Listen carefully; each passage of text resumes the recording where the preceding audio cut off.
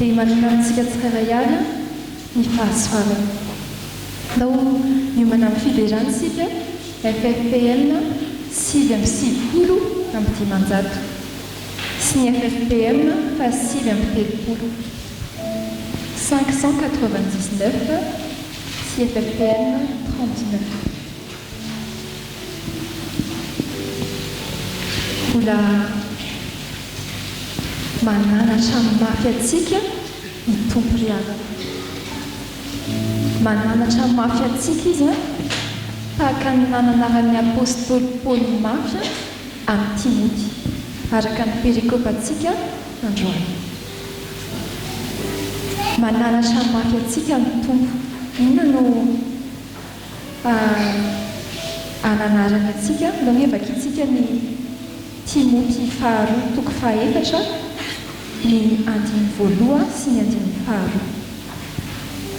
Timoty 2:4 ny 1:2 sy 2 manao hoe amin'ny anaran'i Jesosy eo anatrehan'Andriamanitra sy Kristy Jesosy izay tsara ny velona sy ny maty ary no ny amin'ny fisehoany sy ny fanjakany no ananarako anao mafy. Mitoriny teny mazoto na amin'ny fotoana na tsy amin'ny fotoana, mandrese lahatra, mamporisika, mananara mafy amin'ny faharopo sy ny fampianarana rehetra. Mananatra mafy atsika ny tompo ary tsy hoe mananatra mafy amin'ny teny entitra fa tena hoe milaza ny solanité an'izany teny izany satria teny atao eo anatrehan'Andriamanitra, teny atao eo anatrehan'i Jesosy Kristy izay mbola hitsara antsika. Inona no ananarana antsika? Mitoriny teny na amin'ny fotoana na tsy amin'ny fotoana, mandrese lahatra, mamporisy, mananara mafy. Anarana mafy sika mba hitory ny teny mpamonjena amin'ny olona rehetra. Afarantsika hitory ny teny mpamonjena amin'ny olona rehetra ry avana.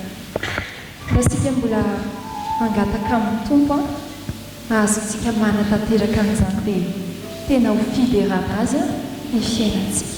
Varak'isika. Andriamanitra rainay dia rainay ianao fa Andriamanitra velona. Andriamanitra velona ianao ka mbola mananatra anay. Andriamanitra velona ianao ka mampatsiahy anay fa eo anatrehanao ny fiainanay sy eo anatrehanao Jesosy Kristy. Misaotrany amin'izany anatra entitra zany ary mifonanao sahady izay fa varimbary izahay tompo ka tsy ny masonay izany fitoriana ny teninao zany mifono izahay. Ankehitriny kosa tompo tena hoe vonona izahay, vonona hitory ny teninao, vonona hitory amin'ny mpanota ny teny mpamonjena fa tena hoe izany no votoatin'ny filazantsaranao, izany no votoatin'ny tory-teninao. Dia ray izahay omeo anay ny ahay ananatra mafy, ny hitory ny teny na amin'ny fotoana na tsy amin'ny fotoana, na vonona iainanay na tsy vonona izay eo anoloanay, na marary izy na finaritra. Fa omeo anay kosa tompo ny hitory ny teny amin'ny fahendrena. Omeo anay ny andresy lahatra, ampirisika, ananatra mafy amin'ny faharopo. Fa izany no sitraponao. Dia tehirizy eo akaikina mandrakariva izay fa izany ihany no ahatanteranay izany dia marina aminay izany hoe fiderana anao Andriamanitra ny fiainanay. Amen. Come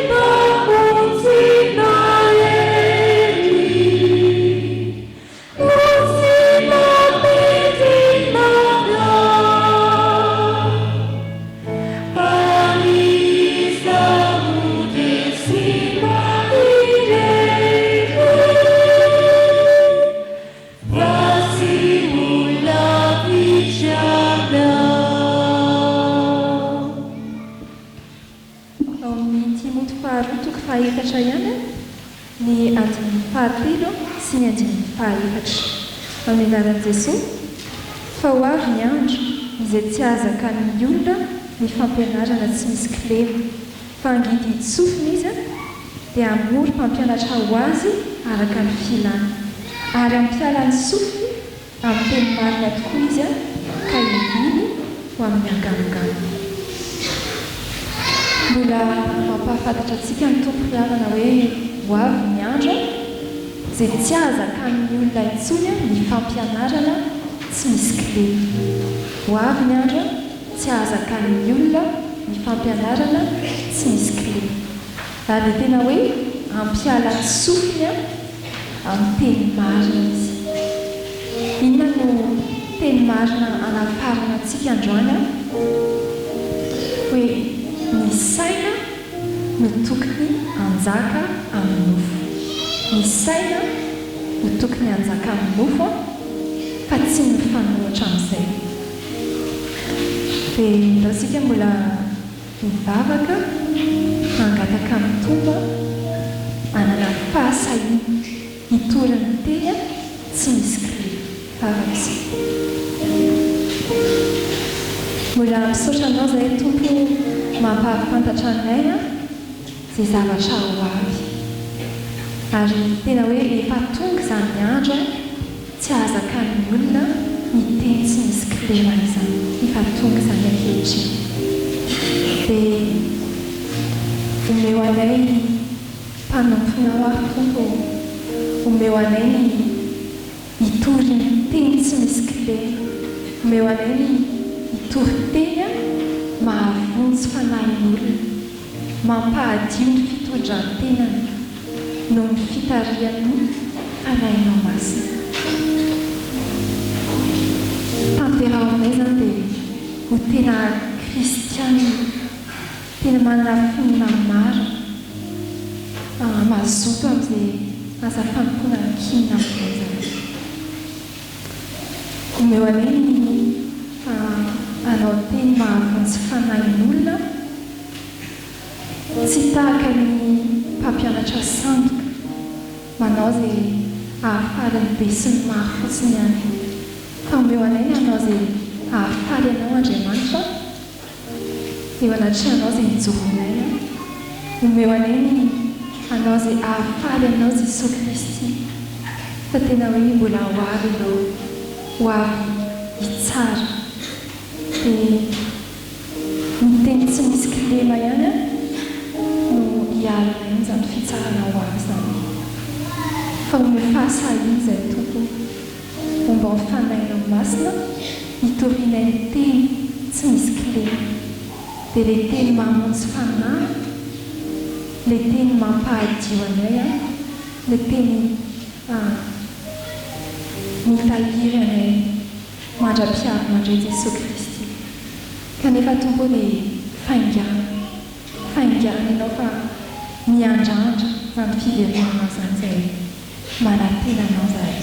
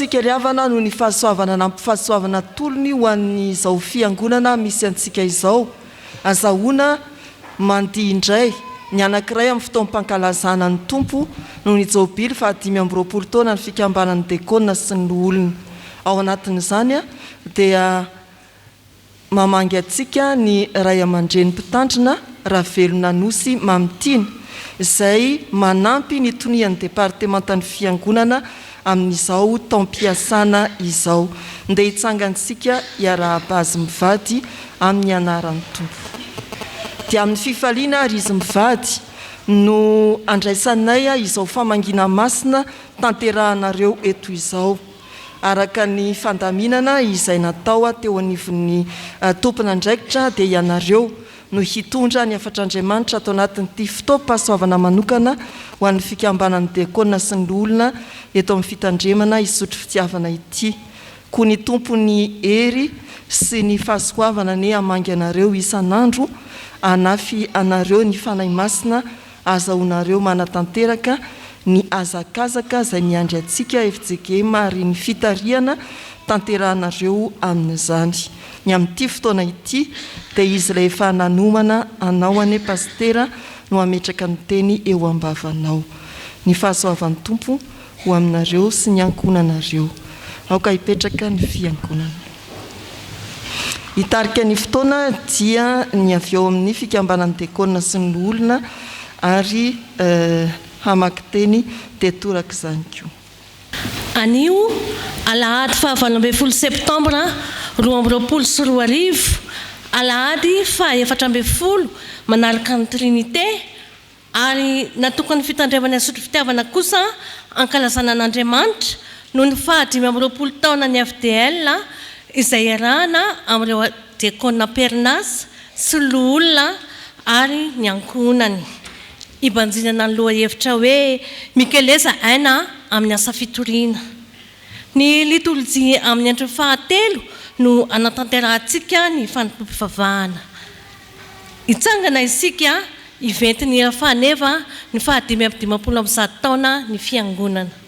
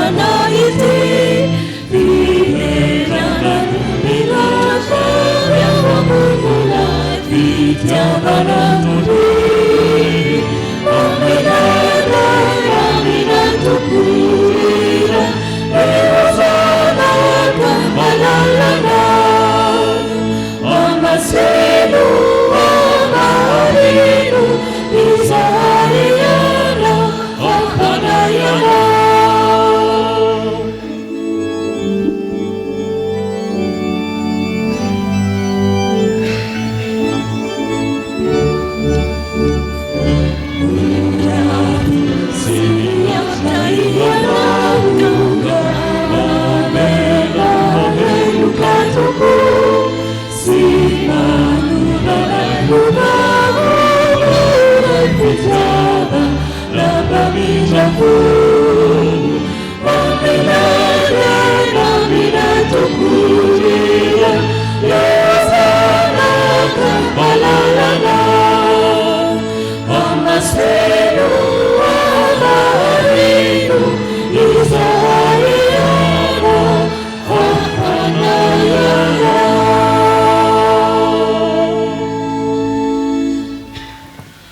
Fisaorana sy fideranan'Andriamanitra dia rahantsika mamaky ny salamo. Amin'ny anaran'ny Tompo, eno ny lalako ry oloko, teny vavako, ilobava ilaza fanoaranao, hanonona teny sarim-patarana fony taloha aho, izay efa rentsika sy fantatsika, ary nambarana razantsika tamintsika, dia tsy mafentsika amin'ny zanany. Fa ambaratsika amin'ny taranaka ho avy, fitaranan'i Jehovah sy ny heliny ary ny fahavaka izay efa nataony. Amen.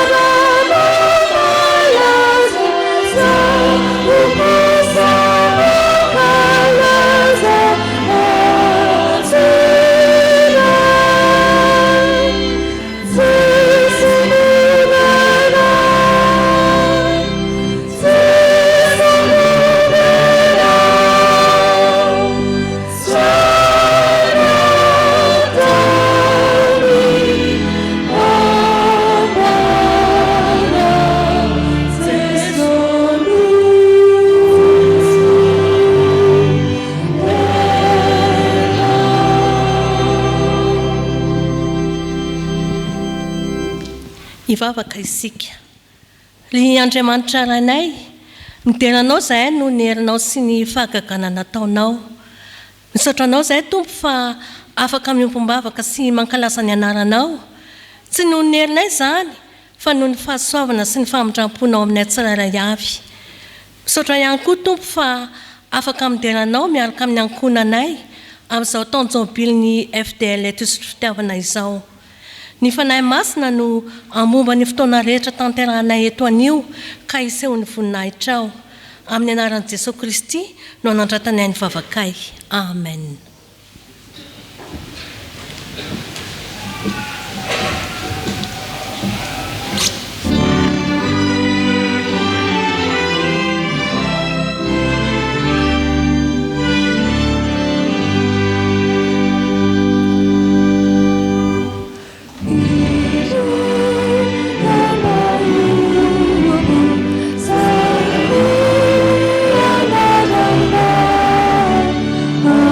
Oh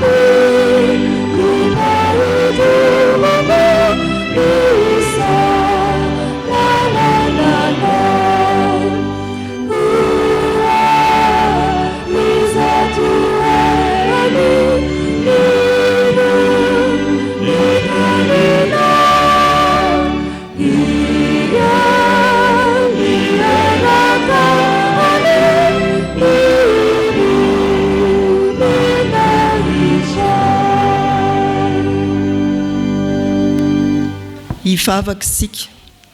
Andriamanitra misaotra sy mideranao izahay no ny fitiavanao sy ny famindramponao, ary devangio amin'ny fanahy masina indray izay ankizy sy tanora, tendre ny sofinay andre, voay ny fonay andray ny teninao, amin'ny anaran'i Jesosy. Amen. Petrahy ianareo. Fandarana mofinaina ho antsika fiangonana dia ny salamo faha 170.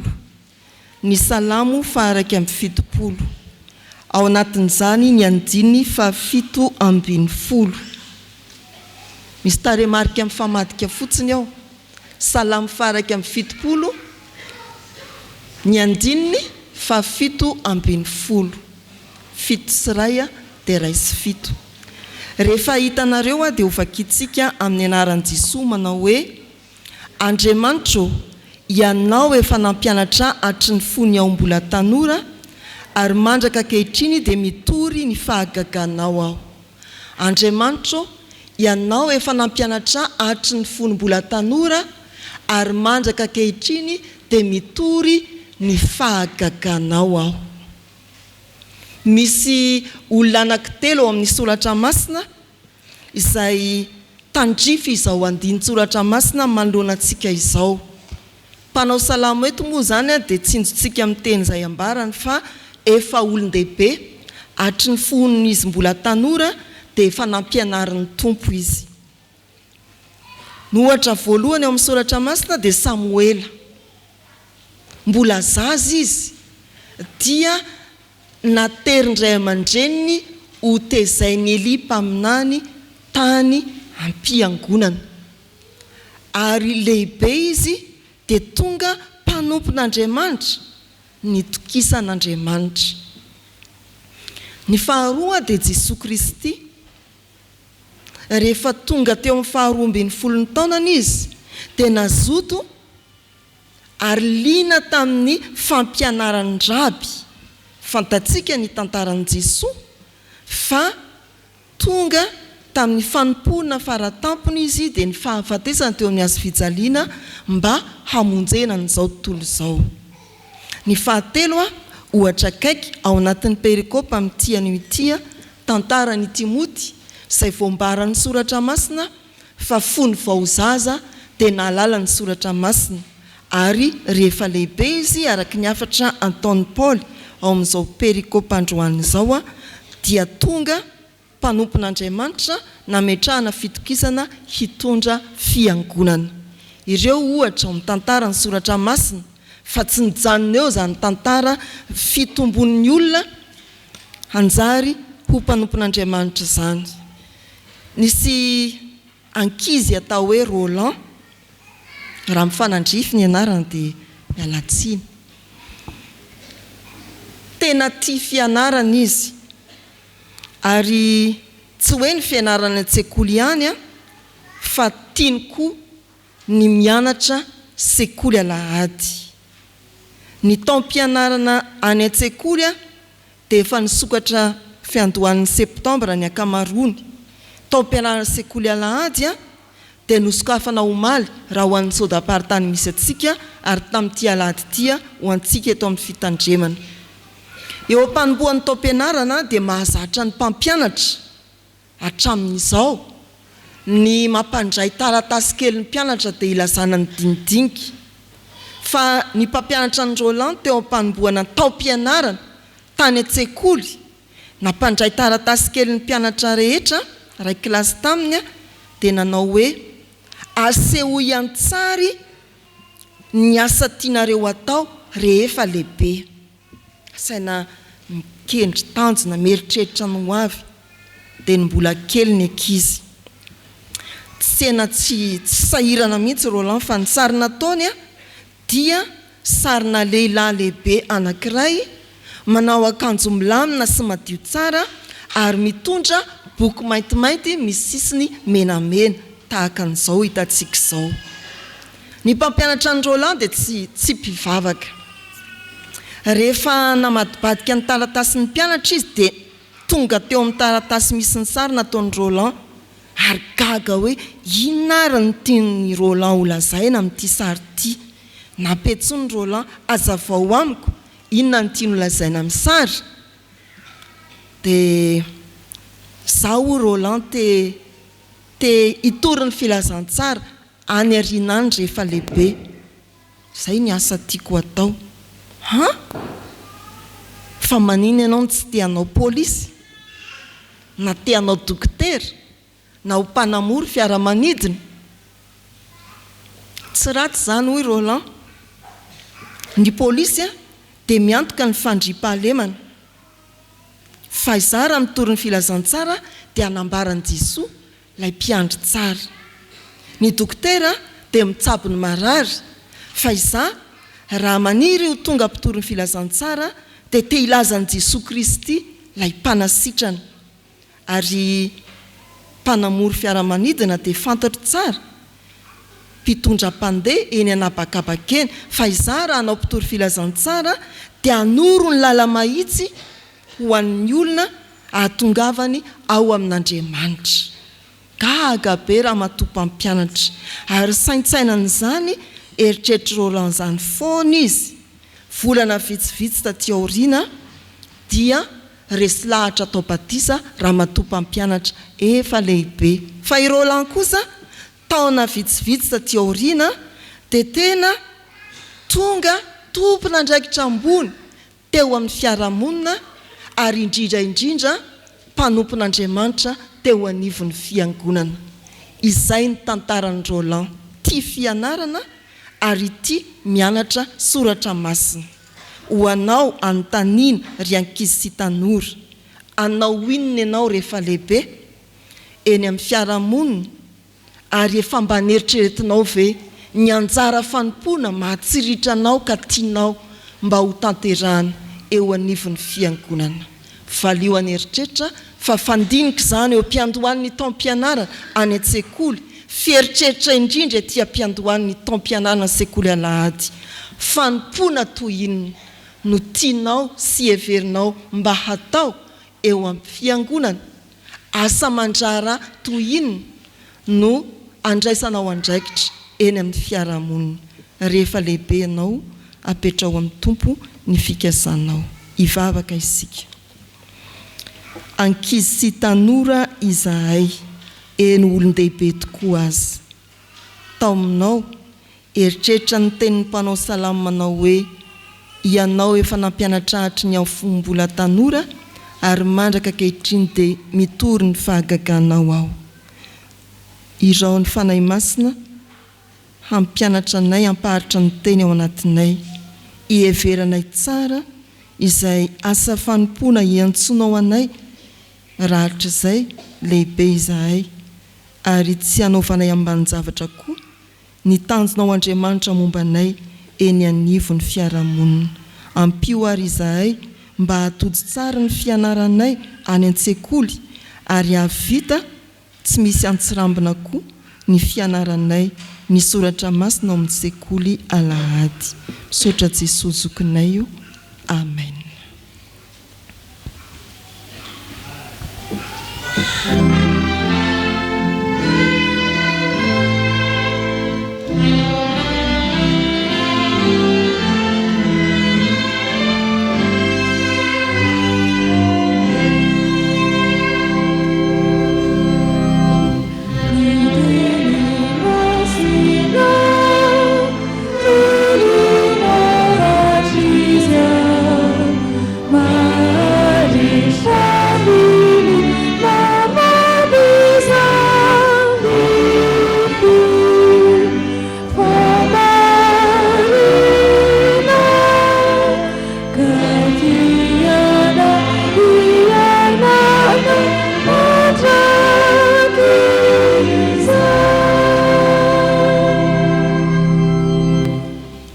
Ivavaka sika riavana.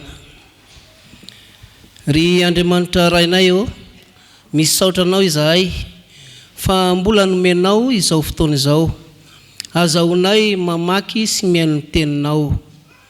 Ary koa ny hafatra tianao ambara aminay. Koa mangataka ny fanahinao masina izahay mba hanazava ny teny, ho maninao ho anay.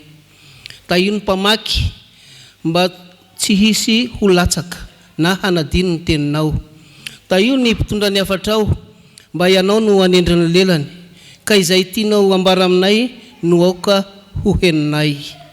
Ary ny vahoakanao aoka ho piaino tsy mpanadino, fa mba ho piaino mpakatoa, ka ahazo aim-panay avy amin'ny teninao.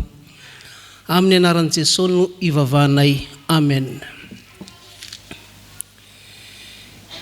Hiaraka hamaky sy ny soratra masina sika ao amin'ny fanekena taloha, bokin'ny Salamo, Salamo fa 170, andininy fa 410 ka hatraminy fa 420.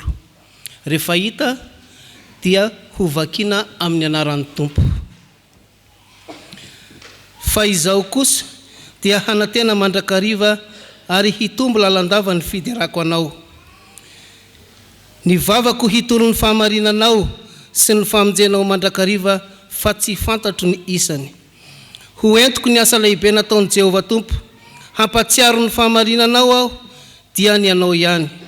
Andriamanitro, ianao efa nampianatray hatry ny fony ao mbola tanora, ary mandraka kehitriny dia nitory ny fahagaganao aho. Koa mandra-pahantotro sy fotsy volo dia aza mahafoy ahy Andriamanitro. Mandra-pilazako ny sandrinao amin'ny taranaka sy ny asanao lehibe amin'izay rehetra mbola ho avy. Ary miatra amin'izay avy indrindra ny fahamarinanao Andriamanitro. Izay nanao zava-dehibe Andriamanitro, iza ny tahaka anao. Ianao izay nampahitahay fahoriana be sady mafy, no hamelona indray ka hampiakatray indray hiala amin'ny fitoerana lalina amin'ny tany. Ampitomboy ny voninahitro ary aoka hampionina indray ianao. Izao kosa hideranao amin'ny valia dia ny fahamarinanao Andriamanitro. Hankalazanao amin'ny lokanga aho ry ray masin'i Israely eo, hitombo hioby ny molotro raha hankalazanao ny fanahy koa izay efa navotanao. Ary ny lelako hitory ny fahamarinanao mandrakariva, fa efa menatra sy mangahy ahy izay mitady hanisy ratsy ahy.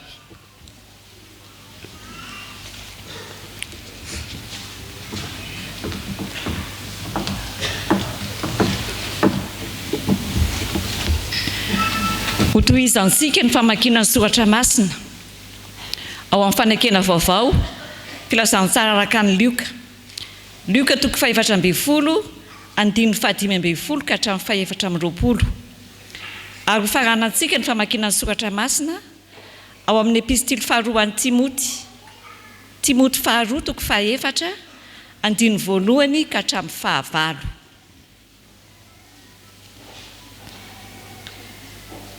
Rehefa hita dia ho vakiana amin'ny anaran'ny Tompo.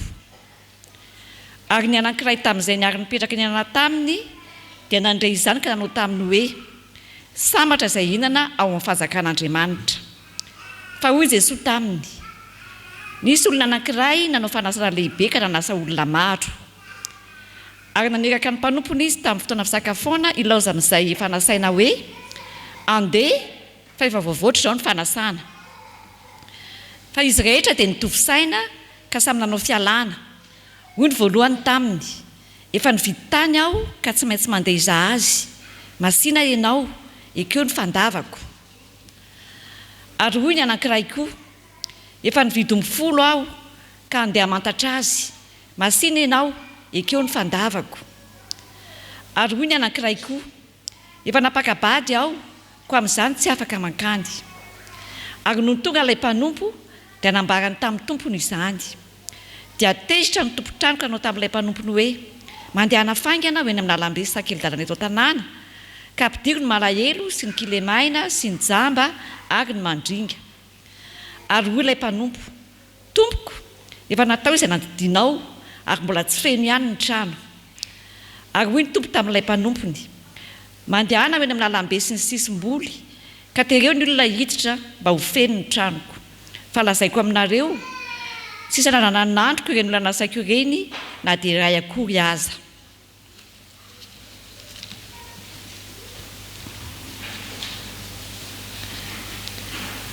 eo andratrahan'andriamanitra sy Kristy Jesosy izay tsara ny velona sy ny maty ary noho ny amin'ny fisehoany sy ny fanjakany no ananarako anao mafy mitoriany teny mahazotoana amin'ny fotoana na tsy amin'ny fotoana mandrese lahatra mampokisy mananara mafy amin'ny faripo sy ny fampianarana rehetra fa ho avy ny andro izay tsy azakany olona ny fampianarana tsy misy kilema fa angididy sofina izy dia mpampianatra ho azy araky ny filany ary piala sofiny amin'ny teny marina tokoa izy ka hivilo amin'ny anganongano fa ianao kosa mahonona tena amin'ny zavatra rehetra miareta fahoriana ataovy ny asan'ny evanjelistra tanterao ny fanomponao fa izao dia efa tolotra sahady ary efa miakaiky ny andro fialako efa niady tsara aho natanteraka ny fiazakazahako aho nitahiry ny finoana aho hatrao dia tehirizina ho ahy ny satroboninahitry ny fahamarinana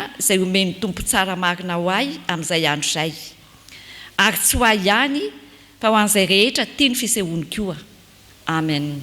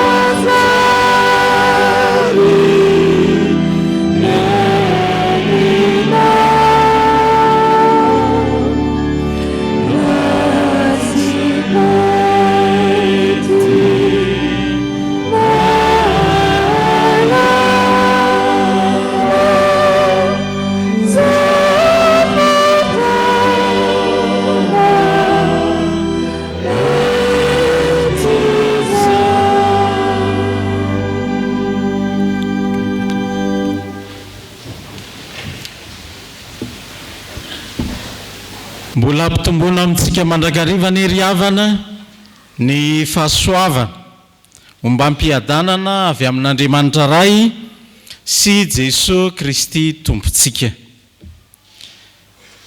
Ny tenin'Andriamanitra izay andraisantsika ny afatra amin'izao jobily fankalazana an'Andriamanitra noho ny 520 taona izay niasana nanompoana an'Andriamanitra teo anivon'ny fikambanan'ny loholona sy ny dekona izao dia izay voasoratra ao amin'ny Romanina 12 ny 1:1 izay andeha iarahantsika mamaky ry havana, iarahantsika mamaky mafy satria tsy ny dekona sy ny loholona ihany no mandray izany tenin'Andriamanitra izany fa isika rehetra ihany koa indrindra ao anatin'izao aladin'ny sampanasa asa fitoriana ny filazantsara izao.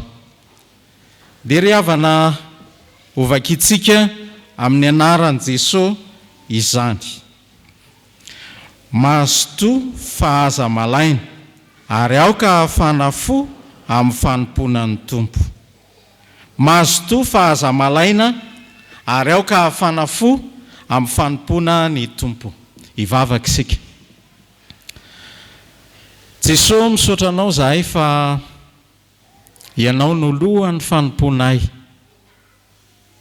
Dia mangataka indrindra ny fanahinao masina izay Andriamanitra, anovozanay fiavozam-piainana avy amin'ny teninao, kanefa koa irotsahanay misimisy kokoa azy amin'ny asa fanompoananao. Dia amin'ny anaranao Jesosy, amen. Ny fotoana tahak'izao ry havana dia anisan'ny fanaovana tombana na jerilanja eo anivon'ny fiainam-panompoana. Ary ny tenin'Andriamanitra izay noraisiny ny dekona sy ny loholona dia teny mampahery, teny mampirisika iroso hatrany ho amin'ny asa fanompoana. Fa misy ihany koa nefa fomba mahazatra ny fiangonana amin'ny asa fanompoana. Ary indrindra ianareo dekona, ilay hoe iza zao ny servisy, dia rehefa tonga ny servisy ny tsy servisy makaiza, dia afahantsika manao tomban'izany ry havana. Ny manaraka dia izao, mandrefy ihany koa ny fiangonana hoe mijojo sa manonga ny refin'ny asa fanompoana izay ataontsika eo anatrehan'Andriamanitra. Ary amin'izao 520 taona izao, dekona manahoana no miaina miasa eto anivon'ny fiangonana miatrika izany asa fanompoana izany. Mazotoa fa aza malaina ary aoka ahafana fo amin'ny fanompoana ny tompo. Ny toko 12 dia ampirisian'i Paoly, iantson'i Paoly amelomana indray ry havana ny fanoloran-tena ao anatin'ny mpanompon'Andriamanitra. Dia ho raisintsika ny teny fohy hoe tanterao ny fanomponao. Izay no lohahevitra amin'ny tianantsika izao andiny soratra masina izao. Tanterao ny fanomponao. Zavatra anankitelo ry havana no jerentsika. Ny voalohany tanterao ny fanomponao fa avy amin'Andriamanitra izany. Izay ny voalohany. Ny faharoa, tanterao tsara ao anatin'ny fiangonana ny fanomponao. Ary ny fahatelo, tanterao eo anivon'ny fiarahamonina ny fanomponao. Ny voalohany ary havana dia ny hoe tanterao ny fanomponao fa aza malaina fa avy amin'Andriamanitra ny fanomponao. Tadio ry havana fa fifidianana sy antso avy amin'Andriamanitra no ny antsonantsika ho amin'ny asa fanompoana. Ary efa hatrany amin'ny andron'ny Abrahama nisy izany fiantsona izany anatanteraka asa fanompoana. miala amin'ny toerana misy anao, miala amin'ny fomba misy anao, miala amin'ny zavatra mahazatra anao, fa mifindra amin'ny fanompona an'Andriamanitra. Ary izay fanompona izay dia anaovanao fanekena eo anatrehan'Andriamanitra. Ny fanekena ry havana raha mijery fotsiny tsika ao amin'ny Genesis 7:20 dia efa milaza sahady fa izay niantson'Andriamanitra antsika dia iombona am-piainana aminy. Raha mijery ny teny fototra tsika amin'ilay hoe fanekena dia araka ny fiforoana ny teny dia misakafo ny dikany.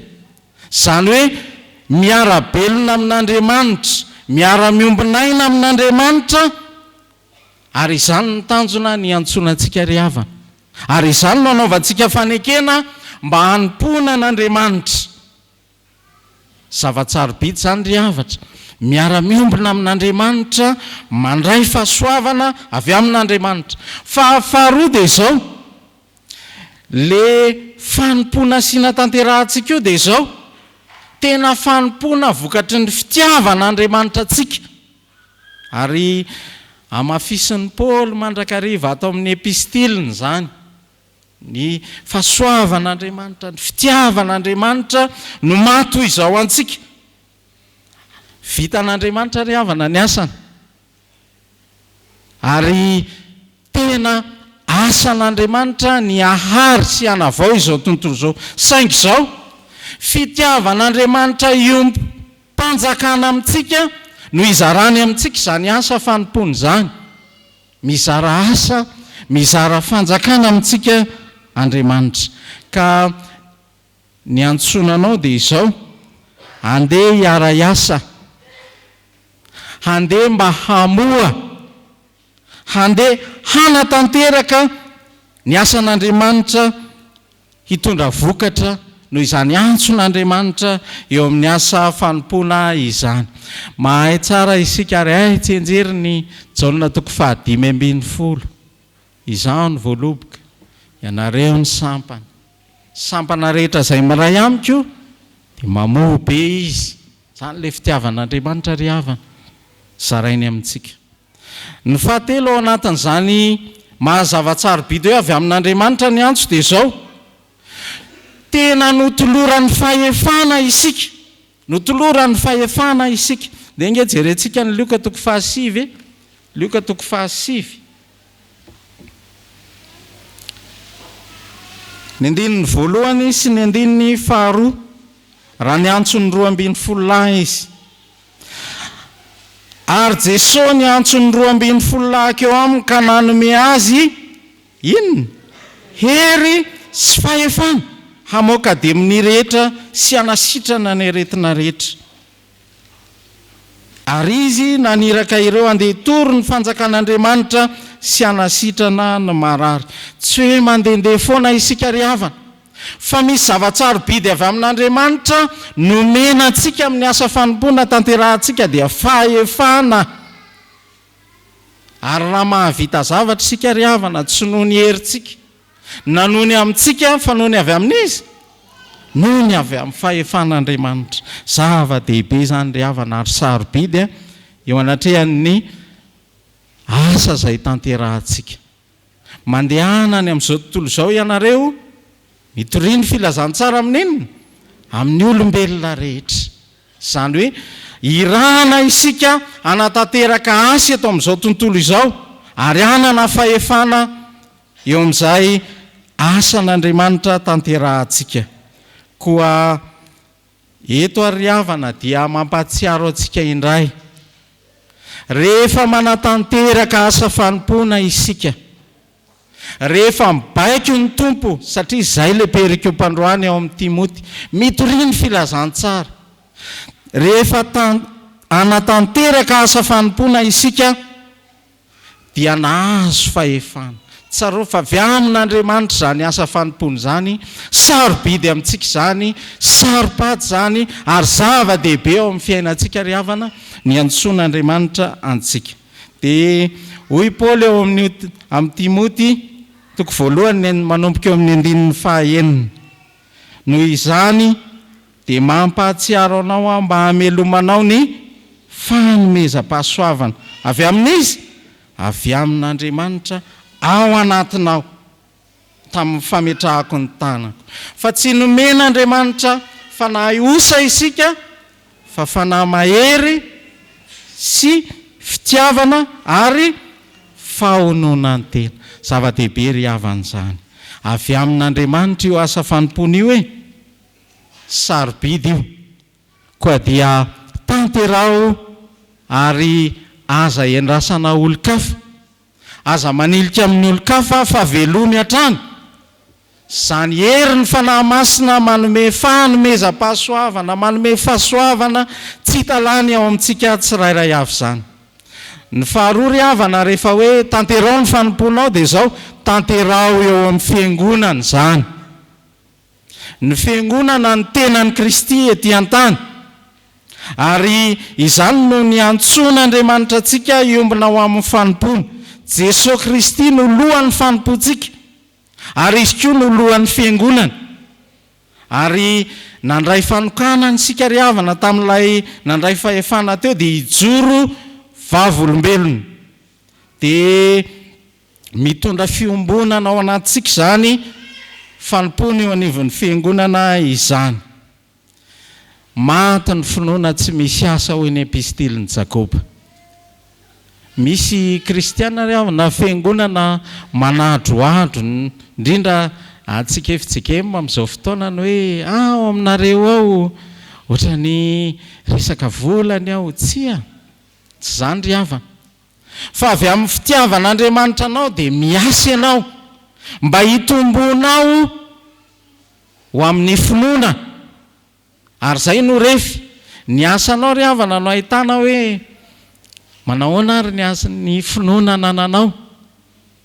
Misy ny sasany rehefa irahana, rehefa sarotsarotra kely ny asa dia tsy afaka pastera fa mbola ohatran'ny maromaro asa. Misy koa rehefa somary mafimafy ny asa tsy hita izy. Fa ireny ry havana dia refy ahafahana mamantatra. Fa misy koa nefany tena mamobe.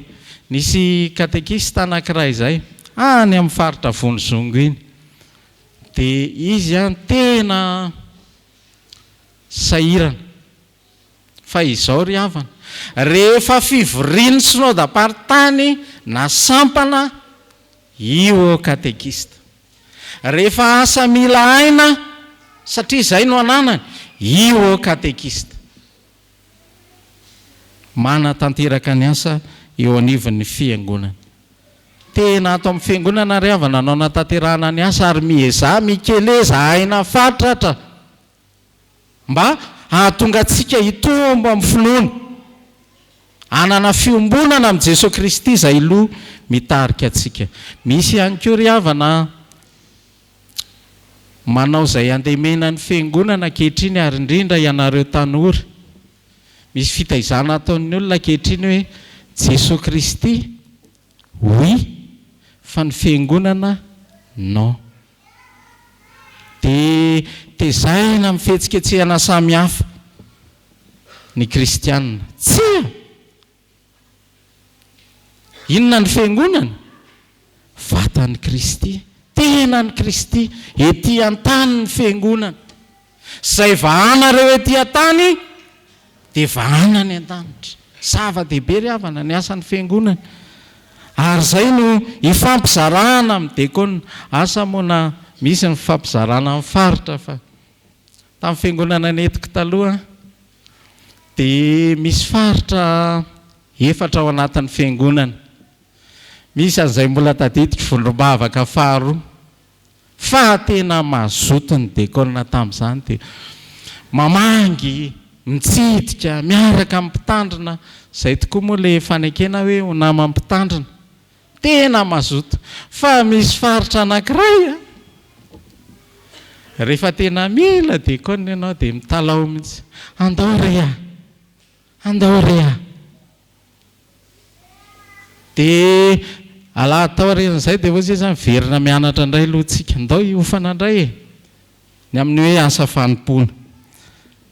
tena mahazo fahazamalaina ry havana. Tanterao ato anatin'ny fiangonana ny asa fanomponao fa izany no nandrahan'Andriamanitra anao. Inona moa ry havana anao anatanterahana an'izany? Asa teny vavaka reo no ataontsika ato amin'ny fiangonana, asa tenin'Andriamanitra vavaka. Dekona dia milona amin'ny tenin'Andriamanitra. Inona moa fanekena voalohany dekona?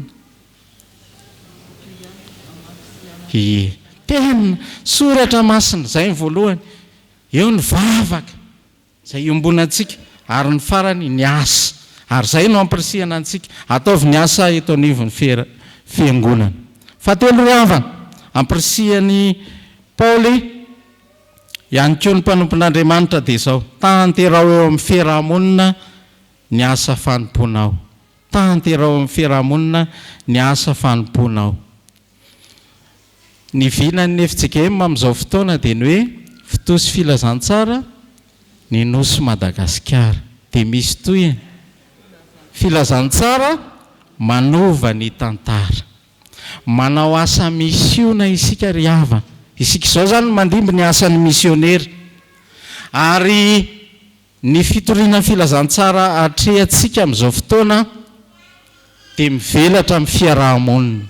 Izay ilay antson'ny mpahay hiraka hoe misiolojia holistika, izany hoe mivelatra, mijeriny amin'ny fiarahamonina, mizara fiainana, ampifantoka ny fiarahamonina mba hanana famonjena ny Jesosy Kristy. Izay ry havana ny tena asantsika, mission hiraka izay ananantsika, omen'Andriamanitra antsika. Jerevy tsara ry havana fa eto dia tena izay mihitsy no andrahan'i Paoly, hanavao ilay fampianaran-dia sy ny fomba samihafa izay tsy mety eo amin'ny fiarahamonina. Anisan'izany ny fadifady sy ny sisa, ahoana ny zao, ahoana ny sakafo, ahoana zany rehetrarehetra zany hidirantsika eo amin'ny fiarahamonina ry havana. Fa izao ny fiarahamonintsika dia difotra ao anaty olana sy vahaolana. Inona ny olana? Hiditra ny mpianatra manahirana indray zao, sahirana ny olona dia mitady vahaolana. Inona ny olana? Marara ny zanako. Dia iza mahita andeha ho any amin'ny dokotera aloha. Zay no ao an-tsaina voalohany. Inona ny olana? Tsy mifankahazo no ao anatin'ny fianakaviana. Inona ny vahaolana? Andao aloha ivory, atsovy ihany, atsovy ihany.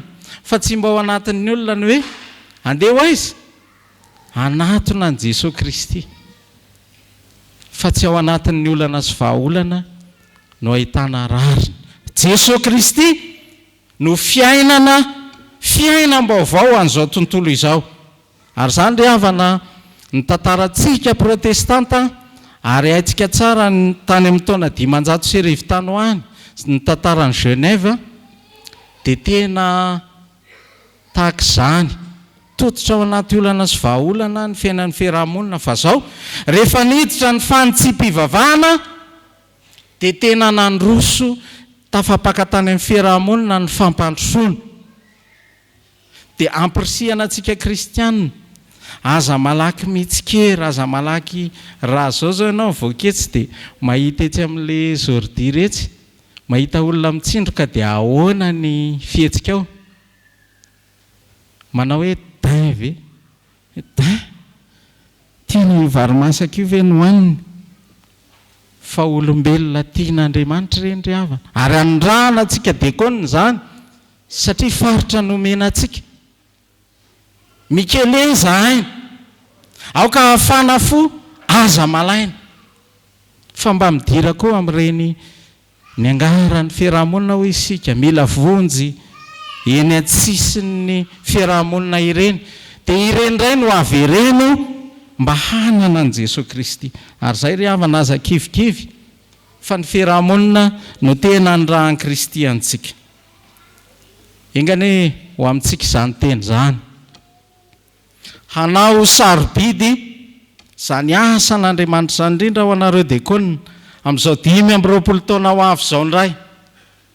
ampiretondray ny antso miredareda hanompo an'Andriamanitra. Ampiretondray ny fahafahana manompo an'Andriamanitra eto anivon'ny fiangonana iroso amin'ny tsaratsara kokoa, ary idiro ny fampianarana ny fiarahamonina, ampianaro hanana ny Kristy, aina miaraka amin'ny Kristy. Fa raha mahavita izany tsika ry havana dia andraisana fifaliana zany, andraisana fifaliana zany.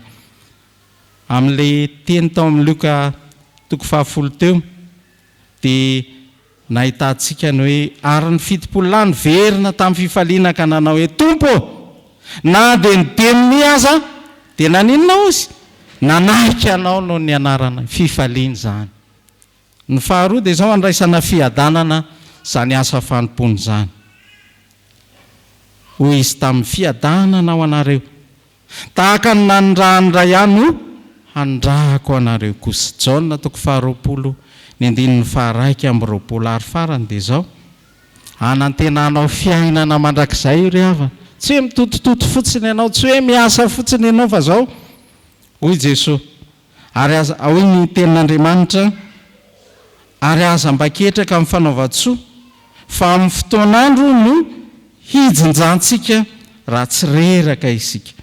Ko araka ny ananantsika andro azo anaovana dia aoka isika hanao soa amin'ny olona rehetra, indrindra fa amin'ny mpianakavan'ny finoana.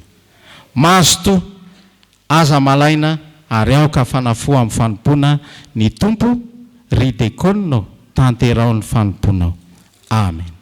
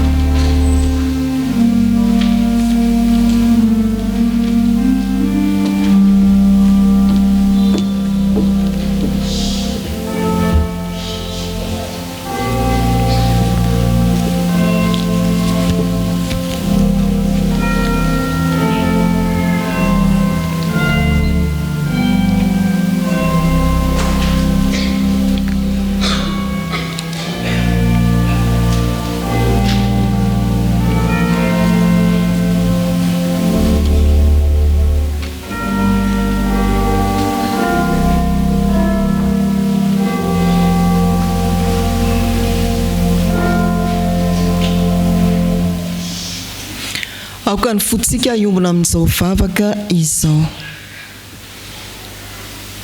Ny teninao izay notoriana taminay Andriamanitra dia nitaratra ny fanorantenanay tsiraray avy eto amin'ity fiangonana ity. Nampahatsiaro ianao fa hay ny fiantsoana dia avy aminao Andriamanitra. Tsy nisy izay reto na dia iray azy, kely na lehibe, antitra na tanora, nitony tena toy ny lolo fotsy hanompo anao, fa tena ny fitiavanao, ny fahasoavanao no mahatoy izao anay, maha-kristianina anay, ary anananay anjara fanompona manokana eto anivon'ny fiangonana. Misaotra anao ny an'ny fahefana omenao momba izany fiantsoana izany. Tena adininay ny asarobidin'ny fiantsonao. Vokatra izany dia tonga izahay tsara, tsy tonga izahay toa tsy mampaninina anay kory. Sahanay ny mamela ny asanao amin'ny olo-kafa izay toa tsy nantsoina kory azy, ary tsy nosorana toanay. Eny toa iandrasana ianao Andriamanitra, hidina indray hanetry tena ao amin'i Jesosy Kristy azy, ny asa nirahanao anay. Mamindrafo aminay ny amin'ireny Andriamanitra. Maniraka anay ianao tanteraka tsara ny asa fanompony eto anivon'ny fiangonana, zavatra hafa no ataonay. Tsy izay antom-piasinay no ilofosanay fa ireo asa hafa mampiembotra ny finoan'ny fiangonanao ary tsy mahalasa lavitra ny filazantsara.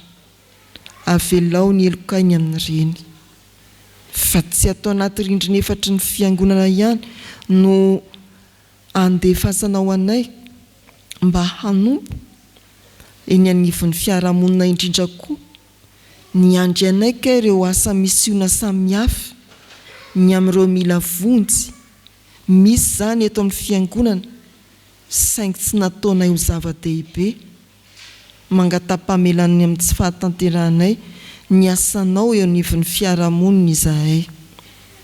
Fa ao anatin'izao vavaka izao koa Andriamanitra no hitalaonay famindram-po avy aminao satria tsy tanterakay ny sitraponao. Betsaka nefa nolazaina taminay ny amin'izany sitraponao izany fa vitsy no totosanay sy ny ainanay. Avelao eloko izahay.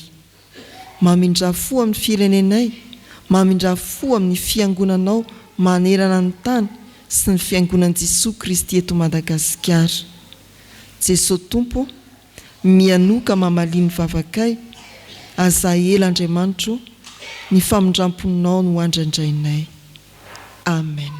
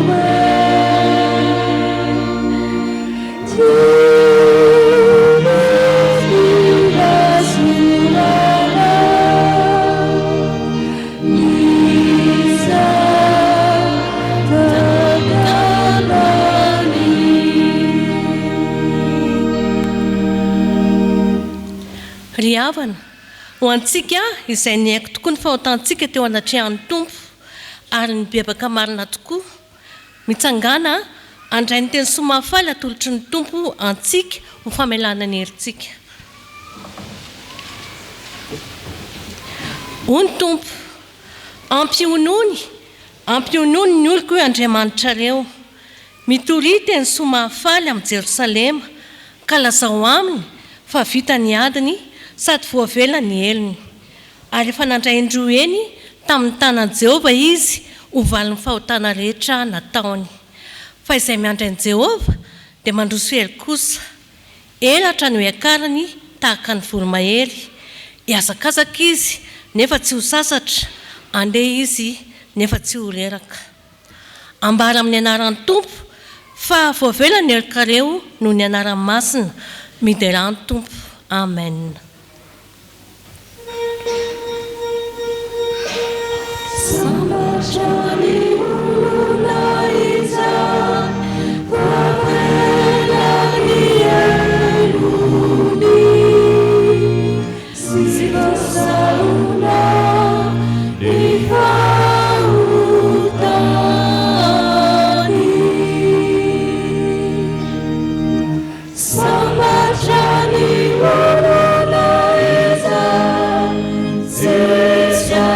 Jehovah.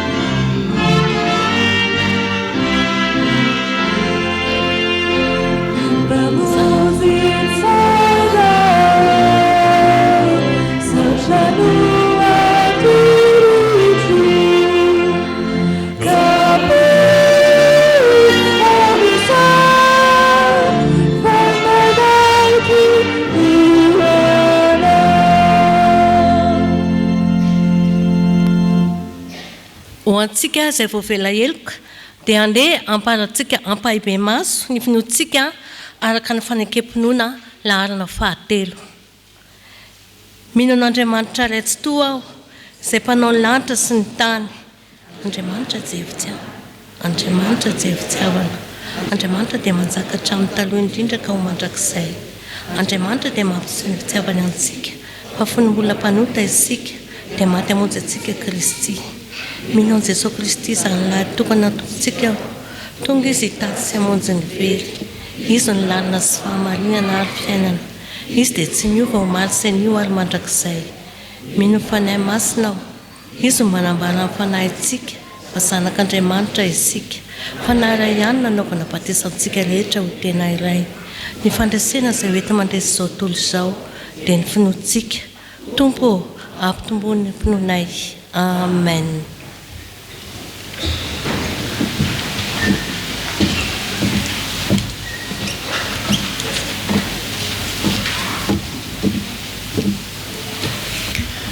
Misaotra an'Andriamanitra sika ry havana noho ny teny izay nampitondrainy ny mpanompony ary hivelomantsika tokoa izany.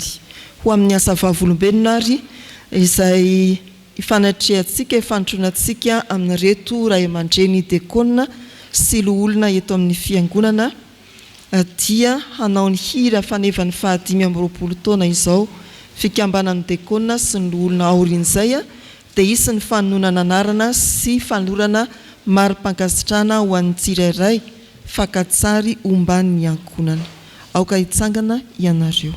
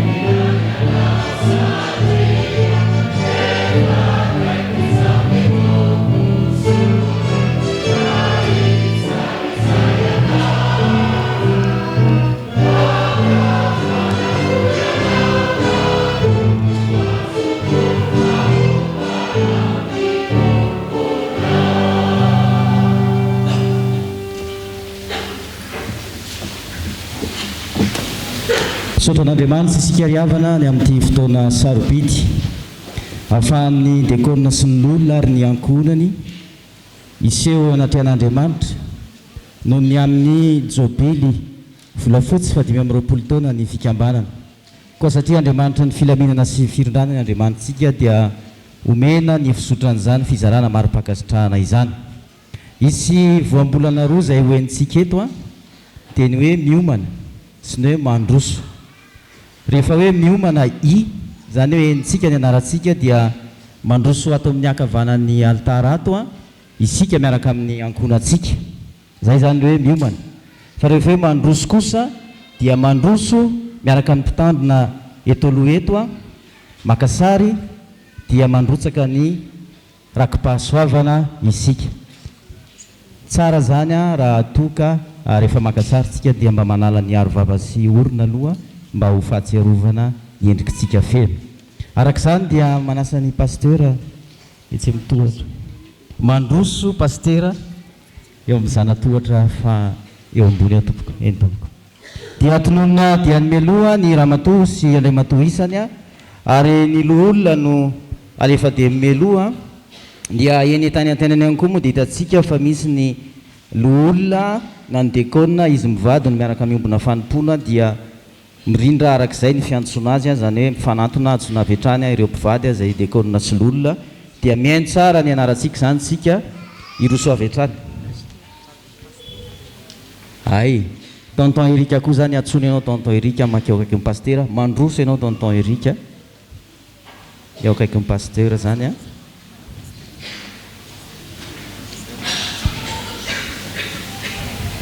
sotra tompoko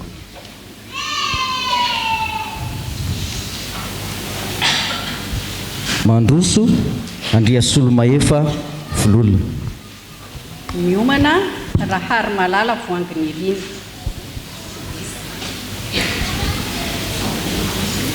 manatona rahary malala voanginy irina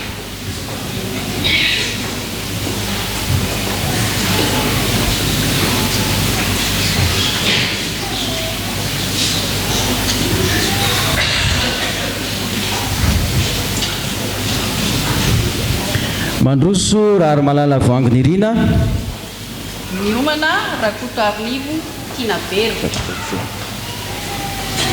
rakoto arivony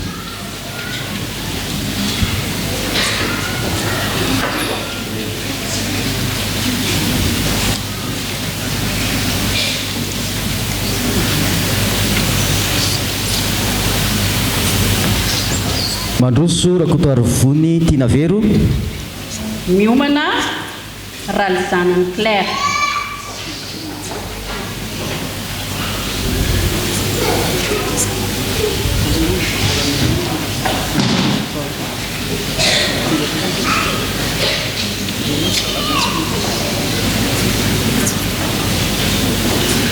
mandroso ralizanany claire miomana raha malala jaune pierrette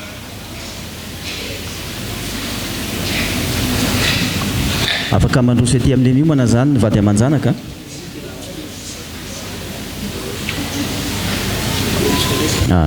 ny ankonana zany tonga dia mandroso aty amin'ny akavanana ihany koa rehefa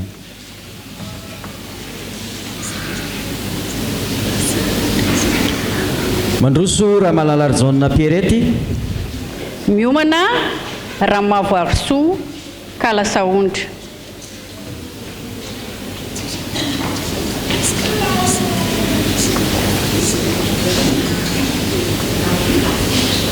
esorona ny masaka raha mety tompoka miton rafitangelona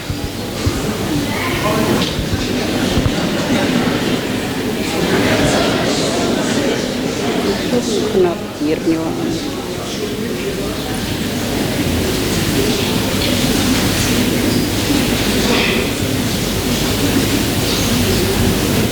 mandroso raha mavoarisoa kalasaondra miomana raha mialson bebisoa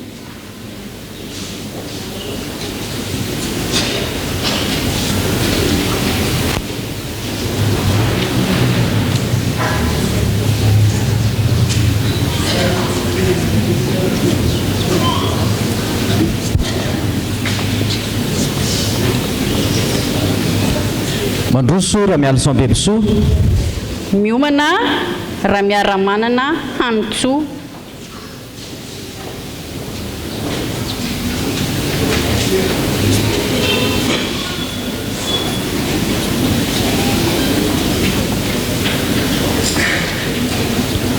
mandroso raha miara-manana hanitsoa miomana raha milomanitra lalao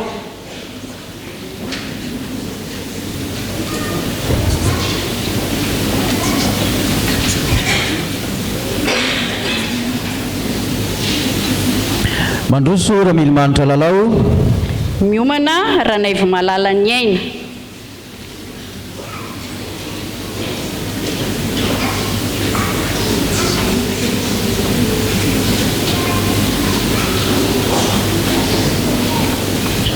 mandroso ranaivo malala ny aina. miomana ra Samuel Marie.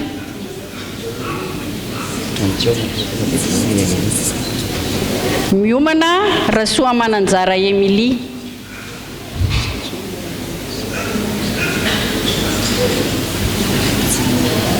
mandroso ra Soamananjara Emilie. miomana ra Soamananahary Emilie.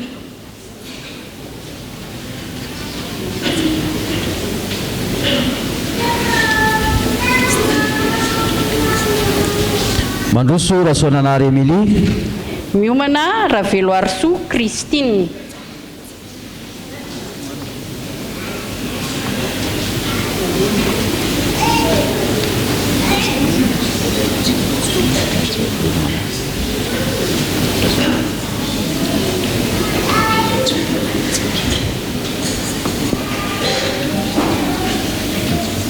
mandroso ra Veloarsoa Christine. miomana ra Velomanatsoa Vololo Malala. miomana ra Zanadrasoa Louise Aimé.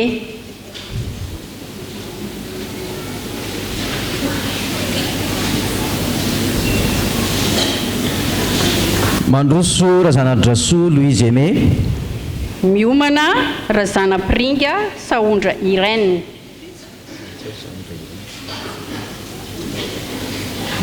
miomana Andriamanjato Tsiosenda.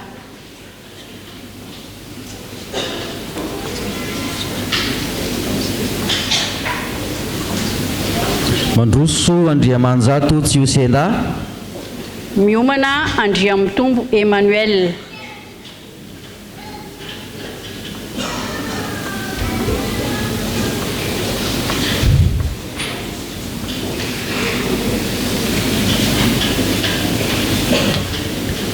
mandroso Andriamitombo Emmanuel. miomana Andrianantenaina Sirafarasoa Lala Saondra.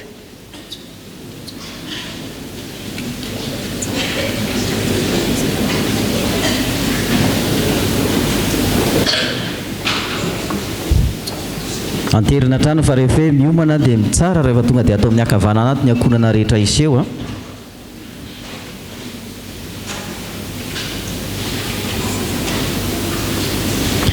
mandroso Andrianantenaina Sirafarasoa Lala Saondra. miomana Rabaly Solonirina Yves Lucien.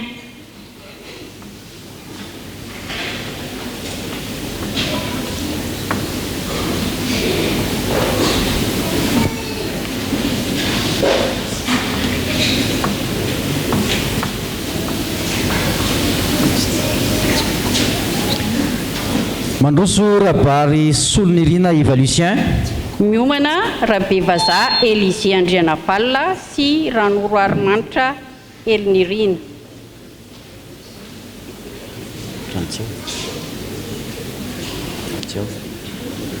miomana Rakoto Arnivo Chanson.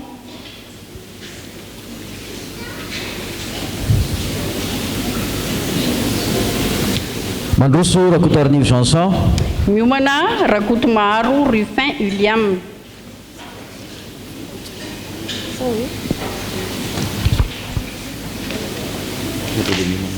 miomana Rakotondravoavy Dieudonné sy Rasoloarsoa Léa Roselala.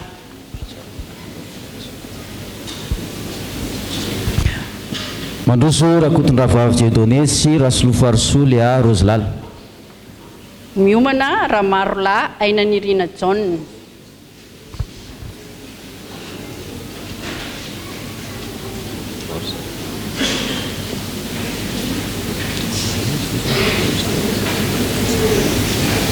mandroso Ramarola Ainanirina John. miomana Ramarola Lucanirina.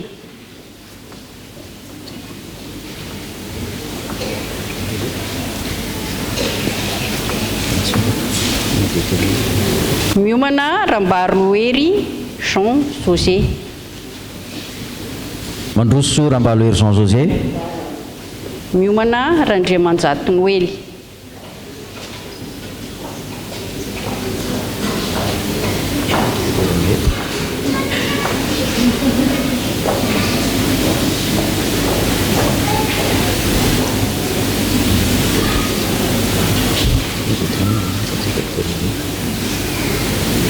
miomana Randriamanjato Noely. miomana Ratsirahonana Lalaina Iarlanto sy Ramilimanitra Noronirina. mandroso Lalaina Arlanto sy Ramilimanitra Noronirina. miomana Razafy Mandimby Joelson Bruno.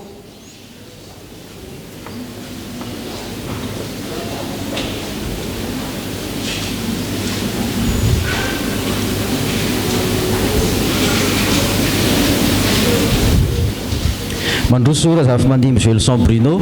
miomana Razafy Maefa Giselle.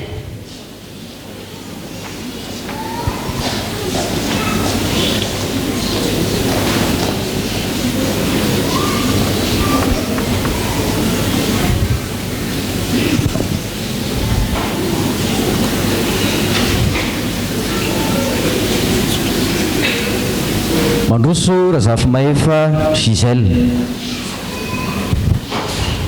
miomana Andriamamonjy Fanjarisoa.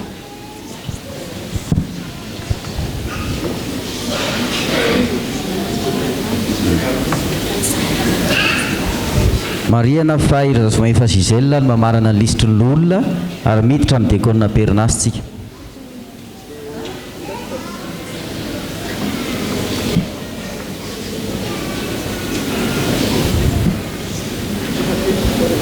mandroso Andriamamonjy Fanjarisoa ary miomana Andriaparanyrozina Farasoa.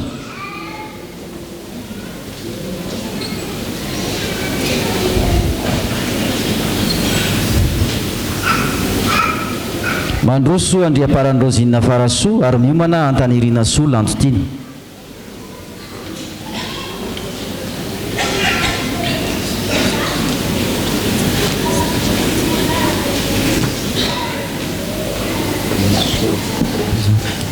mandroso Antanirina Lantotina.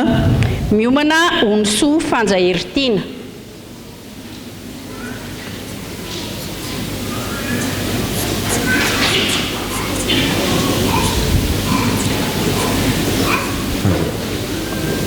miomana Rabe Manantsoa Rabe Vazaty Tatiana.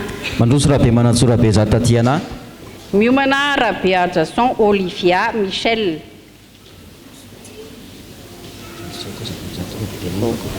miomana Rabe Tokotany Noroary Malala Bakolonirina.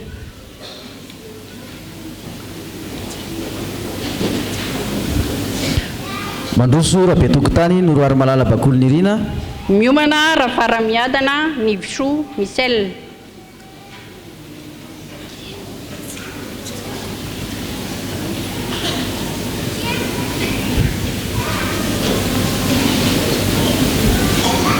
mandroso Rafaramiadana Nivisoa Michel.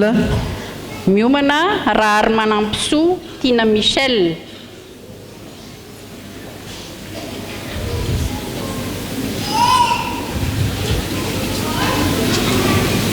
mandroso Rahary Manampisoa Tina Michel. miomana Rakotomalala Marie Dorothée sy Rakotomalala Roger.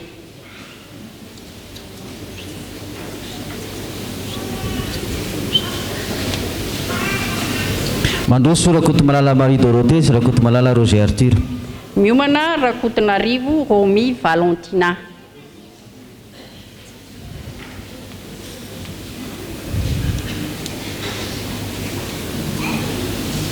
mandroso Rakotonarivo Romy Valentina. miomana Rakotonirina Nivoary Lala.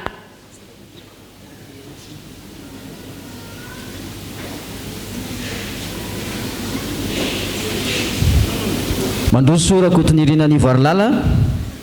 miomana Ramananandro Fanja Huguette.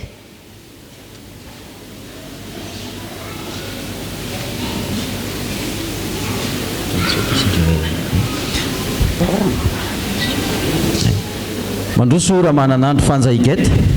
miomana Ramananarivo Sylvie Claire.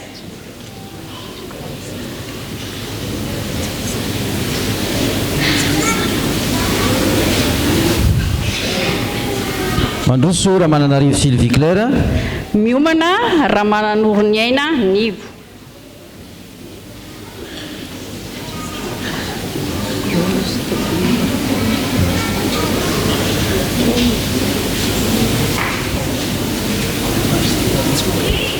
mandroso raha mananoro ny aina nivo. miomana raha manitry ny zaka diaridina soa. miomana raha ndimby anitry ny ala verojemima. mandroso raha ndimby anitry ny ala verojemima. miomana raha ndriambololona raha kotondray be hiary vololona.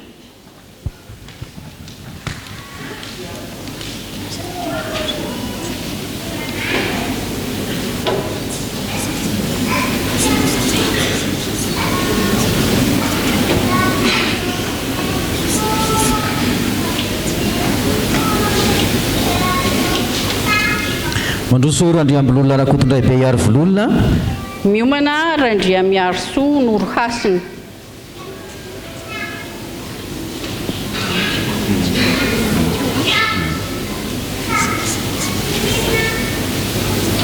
mandroso raha ndria miaro soa noro hasina.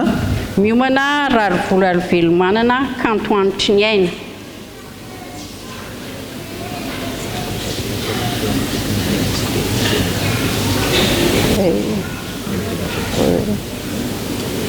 mandroso raha rivo ary velomanana kanto anitry ny aina.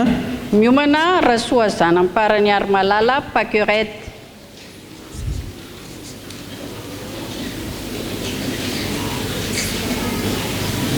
mandroso raha soazana amparany ary malala paquerette. miomana raha tsy toary soa dina tantely. miomana raha velo ary manana miaro soa.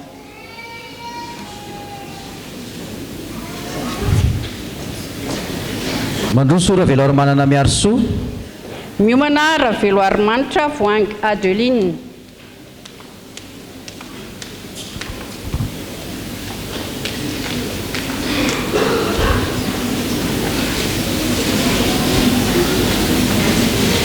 mandroso raha velo ary manitra voangy Adeline. miomana raha velo ary soa Nortina.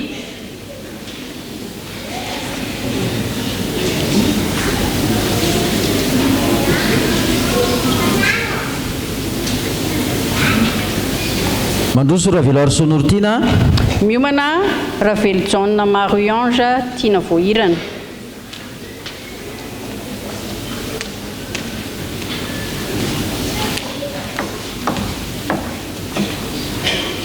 mandroso raha velo John Marie-Ange tiana voahirana. miomana raha velo manatsoa Nina Sylvie Romana.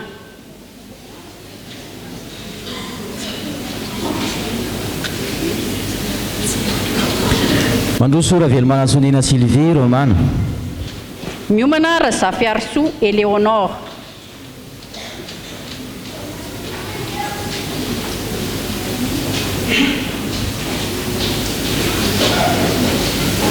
mandroso raha zafy ary soa Eleonore. miomana raha zafin-drakoto Narindra Onotsoa.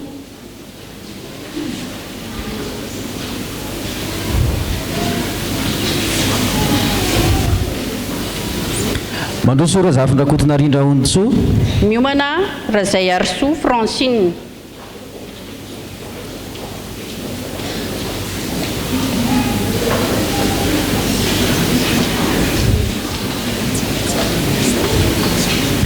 mandroso raha zay ary soa Francine. miomana andriamanatsoa hiary tahina sy razana manana fenitra.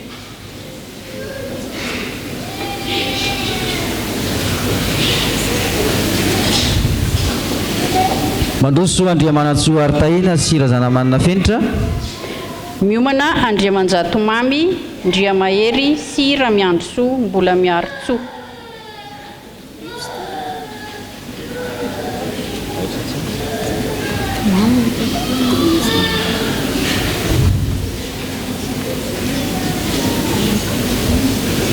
mandroso andriamanjato mamy ndriamahery sy ramiandro soa mbola miaro tsoa.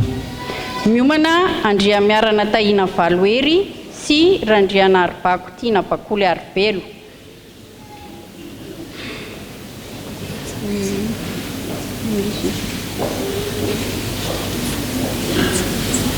mandroso andria miarana taina valohery sira andrianaribako tiana bakoly arivelo miomana andria moramanga razafondrabe aga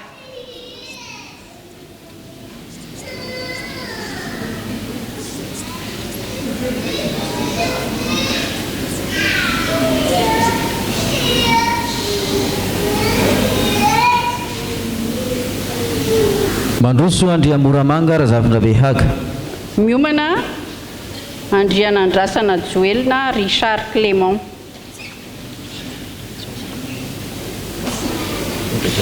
miomana andriantsoa maminirina gaspard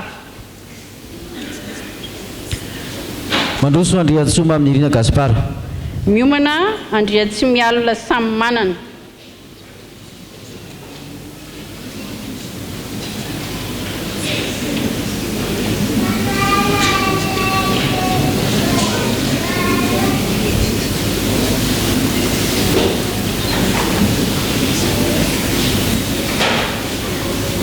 mandroso andria tsy mialina samy manana miomana dakadis jean-keny stéphane sirakoutson ioby arsokaty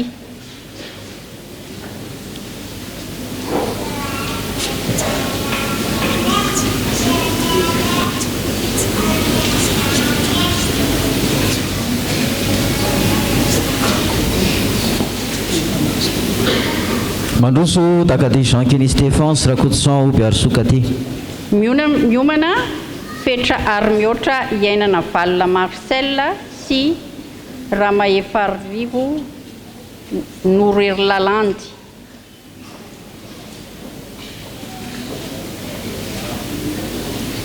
mandroso fetra lahy mihoatra iainana valina marcel sy ramaefarivo noro hery-lalandy miomana raharson herniaina sy andriamasonoro harsieny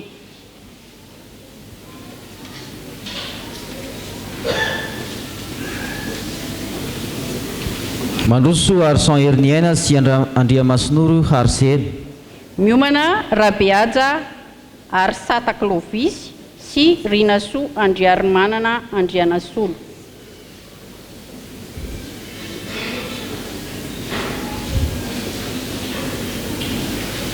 mandroso rabeaja ary sataklovis sy rinasoa andriarimanana andrianasolo miomana rabeny arson tiananirina sy raha samy manana volo tsy tota feno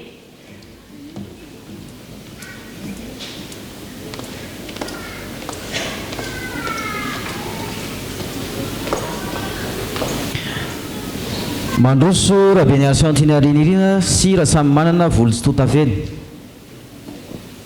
miomana raharjauna herniaina sy raharjauna jo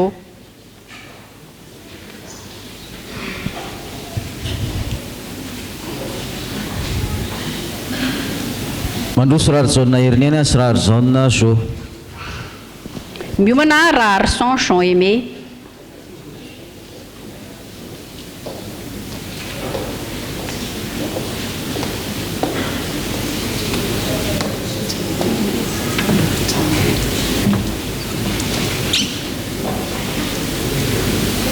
mandroso raharson jean aimé miomana rakoto arinivo jean tovy mahery michel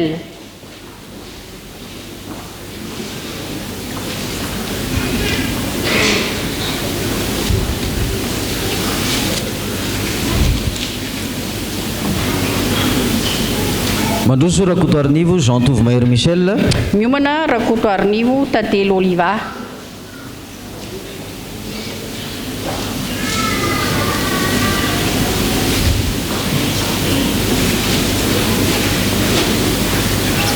mandroso rakoto arinivo tantely oliva miomana rakoto arsoa manana andriniaina sy razana boangy iarsoa odette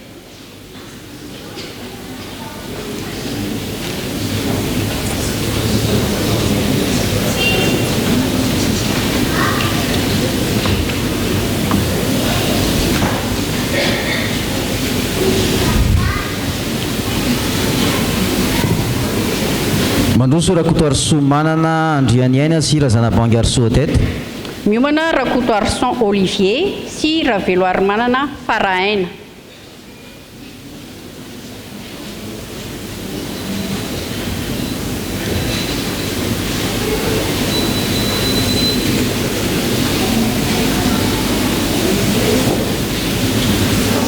mandroso rakotoary Jean Olivier sy Ravelo Manana Farahaina.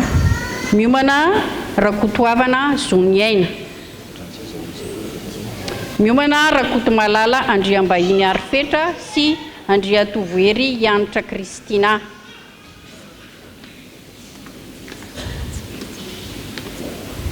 Mandroso Rakotomalala Andriambahiny Arifetra sy Andriatovoery Yanitra Kristina. Miomana Rakotomalala Domoina Andriamasina.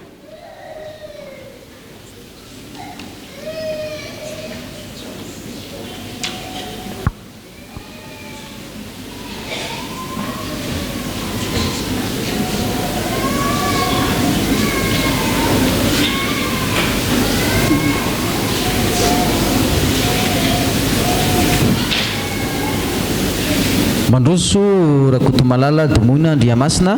Miomana Rakotoson Ranaividina Stéphane.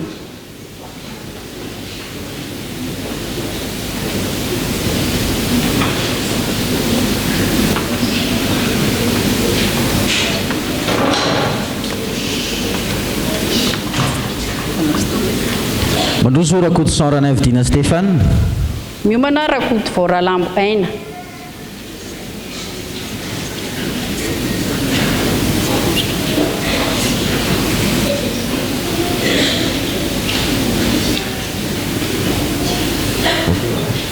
Mandroso Rakoto Voralambo Aina. Miomana Ralaitsiroforo Tojinirina sy Rabevaza Felanirina. Mandroso avy hatrany zany Ralaitsirofo Tojinirina sy Rabevaza Felanirina. Miomana Ramaefanjatovo Ndretsa Michel sy Ramaefanjatovo Mialy Sylvie.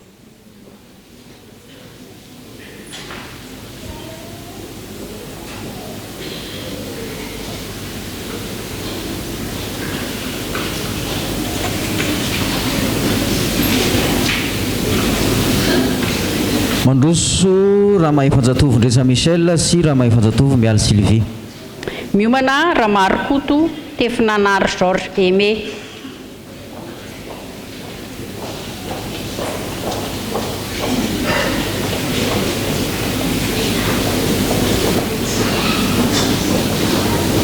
Mandroso Ramarokoto Tefinanary Georges Aimé. Miomana Ramarola Ramazosonirina.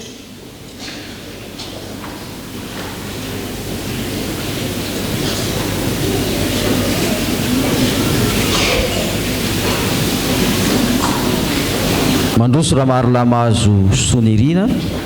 Miomana Rambalohery Andriambelorova.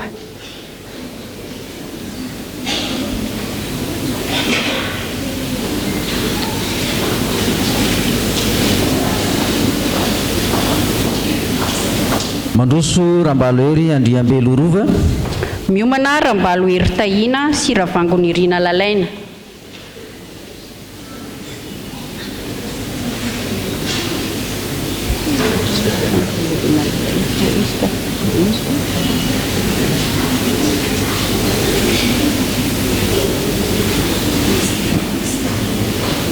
Mandroso Rambalohery Tahina sy Ravangonirina Lalaina. Miomana Ramialy Sanmanitra Arnaval.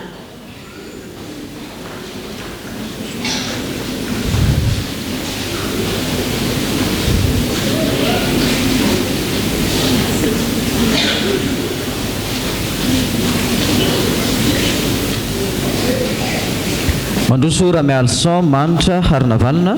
Miomana Randriamiarso Arliva Andrimiarina sy Ranaivison Dina Arvelonirina.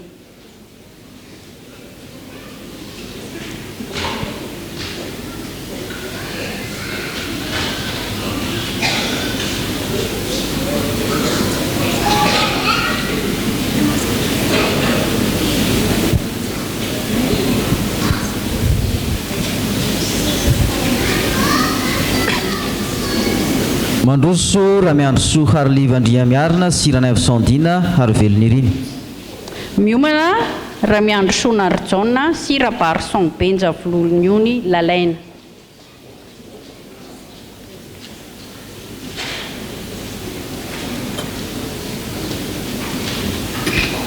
Mandroso Ramiandroso Narjona sy Rabarson Benja Vololoniony Lalaina. Miomana Ranaivijon Jean-Pierre.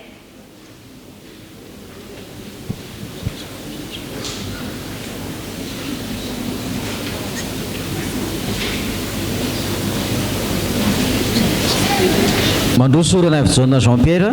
miomana Randriamano Marovelo George.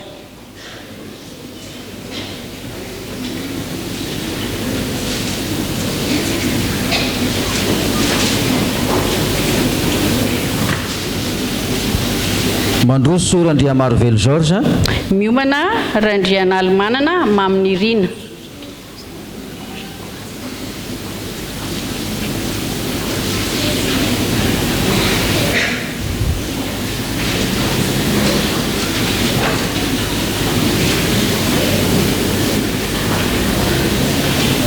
mandroso Randrian'Almanana Maminirina. miomana Randrian'Armala Christian Mamy Sira Bevazaha sitraka Ambolatiny.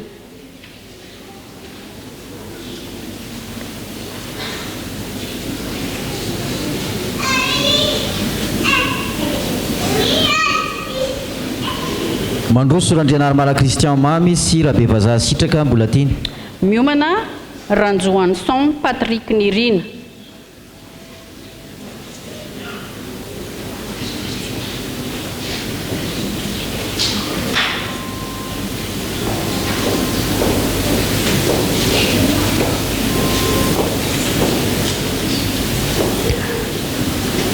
mandroso Ranjoanson Patrick Nirina. miomana Ranjoanson Tina Herzo.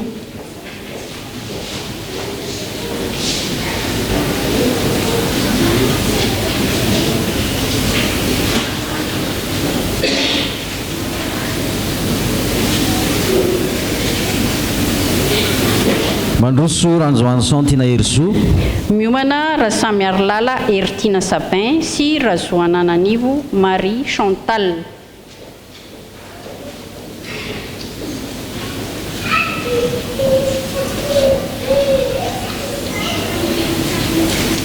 mandroso Rasamy Arlala Ertina Sapin sy Razoanananivo Marie Chantal. miomana Rasamuel Wycliffe Joël sy Tsivahiny Solo Voanimboangy Nirina.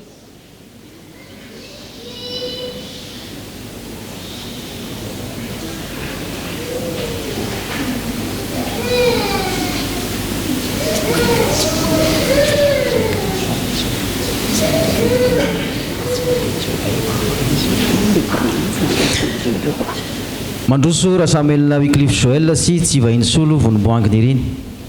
miomana Rasolo Mandimby Riveson.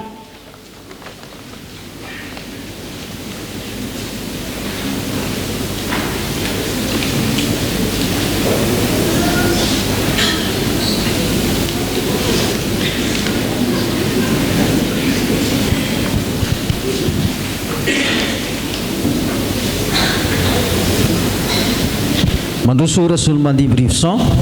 miomana Rasolonjanahary René Auguste.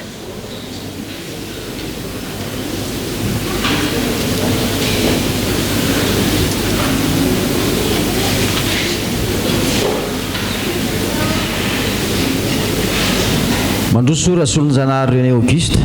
miomana Ratsimba René Michel.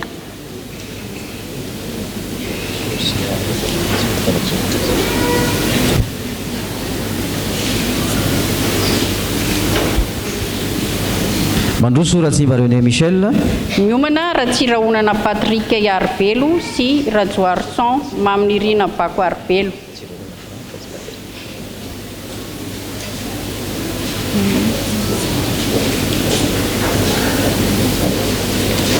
mandroso Ratsirahonana Frank Arvelo sy Rajoarson Maminirina Bako Arvelo. miomana Ravelonjato Tsioronirina sy Rakotomalala le A Anik. miomana Ravokatra Fidiniavo.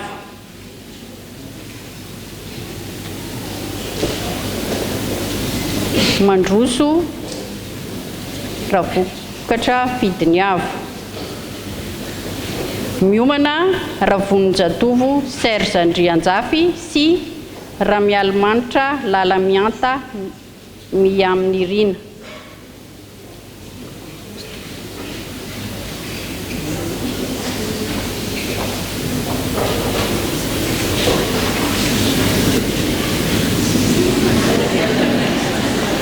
mandroso Ravononjatovo Serge Andrianjafy sy Ramilimanitra Lalamianta Maminirina. Miomana Ravonson Fidy Andriaparany.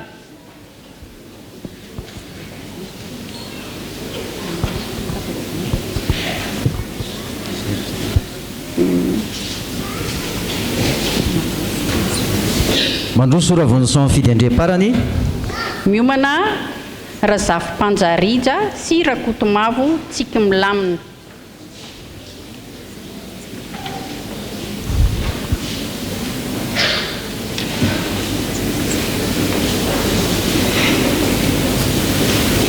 Mandroso Razafy Panjarija sy Rakotomavo Tsiky Milamina. Miomana Razafindrabe Agason Andrianantenaina sy Ranivo Mampionina Omega.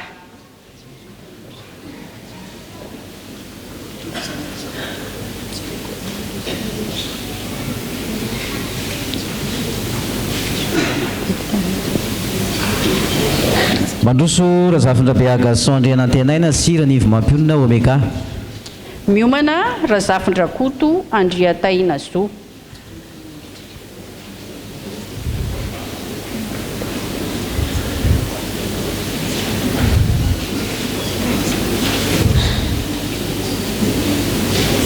Mandroso Razafindrakoto Andriataina Zo. Miomana Razakanaivo Rabe Mihoatra Iajanyirina.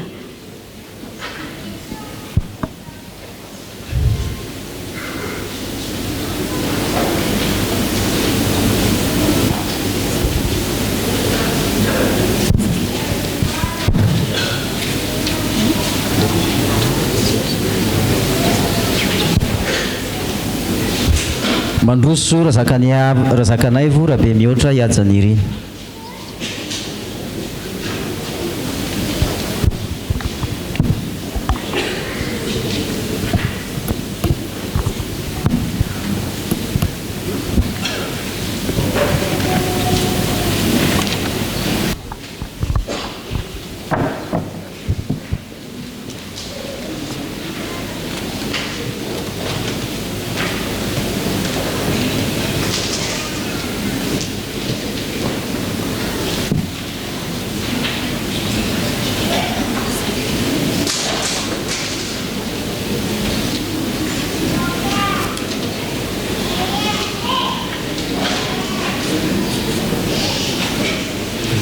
Misaotra ny tompontsika ry havana vitasoa ny fampitondrana ho fampiorenana ny finoana sy ho fanavoazam-panoratena ho andreto dekona ray aman-drenitsika. Mangataka anareo lo olona sy dekona mba hitsangana.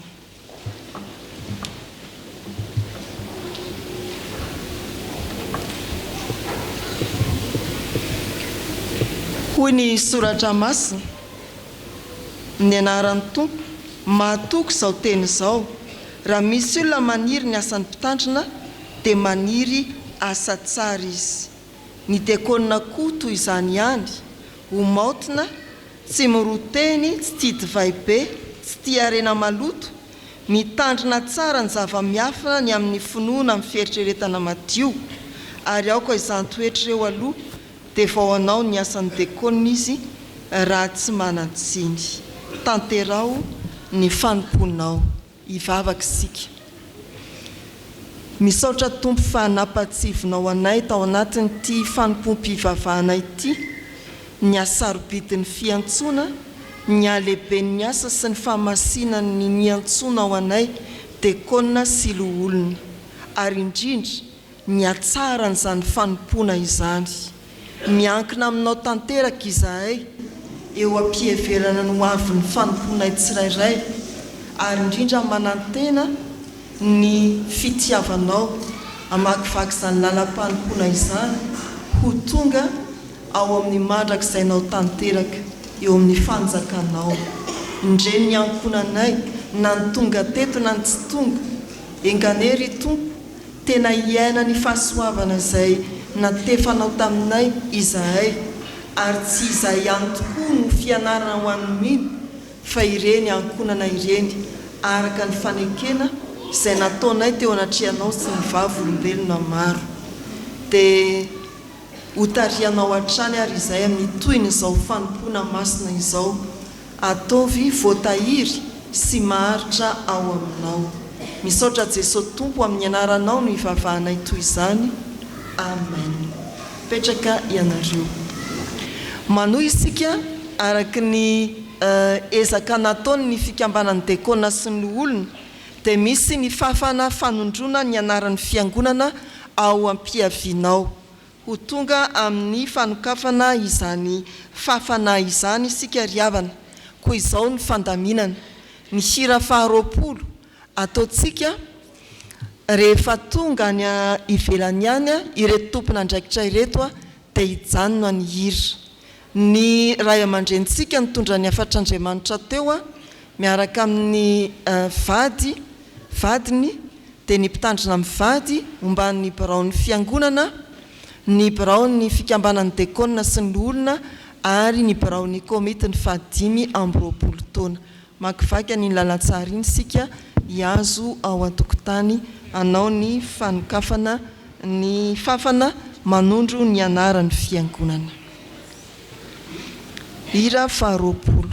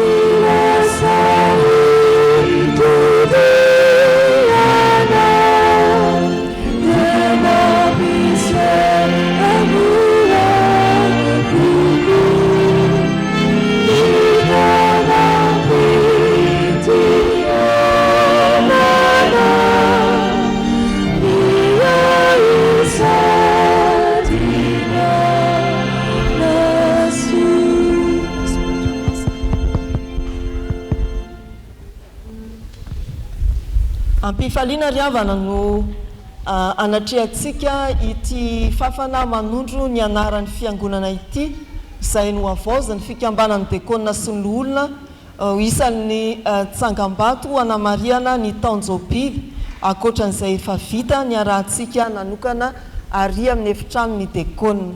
Izao dia angatana ny mpitantsoratra ny fiangonana amaky ny soratra voarakitra eo amin'ny fafana.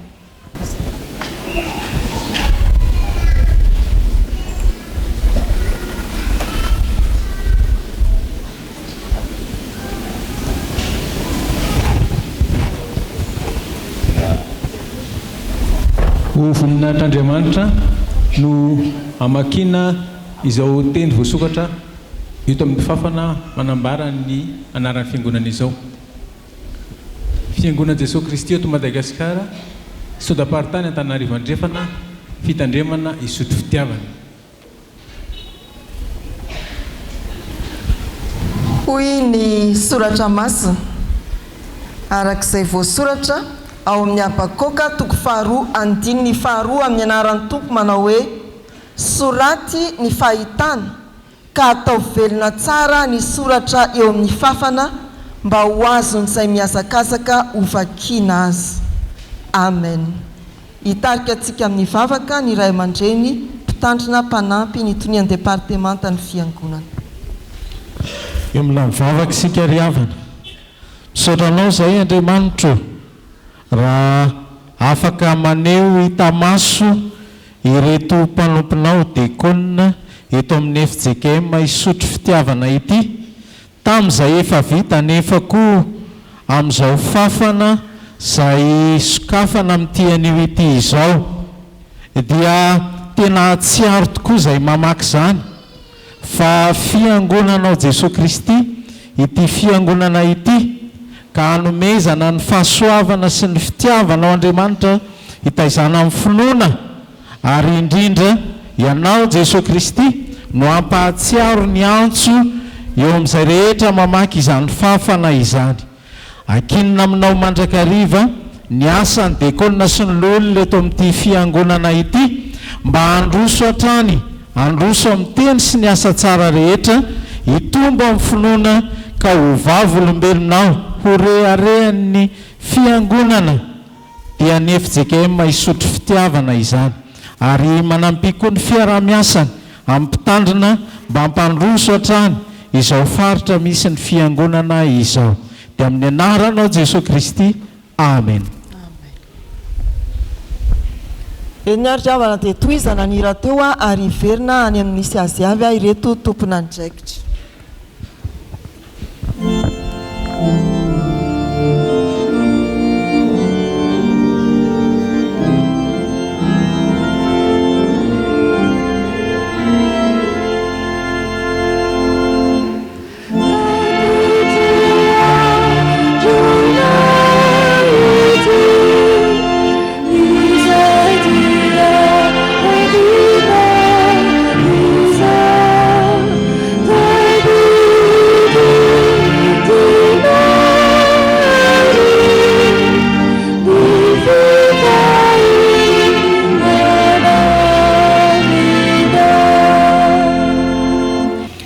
Atreo ariavana ny asa vavolombelona izay ny fanotrona antsika, iombona amin'ny vavaka fangatahana isika. Terainay sy ankalazainay ianao Andriamanitra tamin'ny zavatra rehetra izay navelanao hitranga teo amin'ny fiainan'ny fiangonana ary iseho indrindra tamin'ity androany ity. Faly izay satria Andriamanitra mahatoky tsy miova amin'ny fitiavanao ianao, mitahiry anay tsiraray avy arak'izay niantsonao anay ary manolotra anay seha-panompoana ampandrosoanay ny fanjakanao Andriamanitra. Fa mamakivaky izao tontolo izao izahay dia mahatsiaro indrindra nampitonenao ny ranomasina nanonja ila hanafitra ny mpianatra ao fahizay. Indreo ary ireo karazan-javatra manahirana anay ety amin'izao tontolo izao. Ampitoneo ny fanaintana ny marary, vangio ny manamanjo ampaherezo, ireo manana olana sokafo ny lalana ary ataovy mahatsapa ny fitiavanao sy ny herinao ioarany izany olana izany izy ireny. Jereo koa ny firenenay, ianao izay efa nanome fiadanana ho an'ny vahoakanao no irinay mbola hampanankiriny azy fijalian'i Jesosy Kristy ka hitondra fiadana sy fifaliana ho an'ny vahoaka miara-monina eto na malagasy izahay na vahiny. Mankasitraka ny amin'ny fijoroan'ny fiangonanao eto amin'ity tanindrazana ity, aza velanao ho voapetaky ny vy mamay izahay miatrika ireo fampianaran-diso mifafy manerana ny nosinay. Koa dia ajoroy amin'ny finoananao Jesosy Kristy tompo sady mpamonjy efa nitsangana tamin'ny maty ny fiangonanao. Ataovy manakoako noho ny fijoroan'ny kristianina sy ny fiangonana tsirairay isa-tanàna, isam-bohitra, isa-tokantrano any amin'ny sehatra samihafa ny fitiavanao Andriamanitra. Taio ary ny asa rehetra izay heverinay atao amin'izao herinandro vaovao izao. Na hianatra izahay na hiazakazaka amin'ny asa fivelomana dia ho tsapanay fa zanakao sy asan'ny tananao izahay ka adidinao ihany.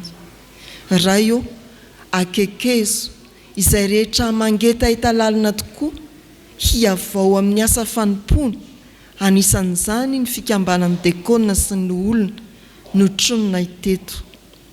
Hevero izay hampandrosoana ny fiangonanao maneran-tany ka azavelanao kivy ireo miasany amin'ny tany feno fanenjehana na tratry ny fahantrana lalina na koa misy fahasahiranana mafy eny anjakan'ny ady.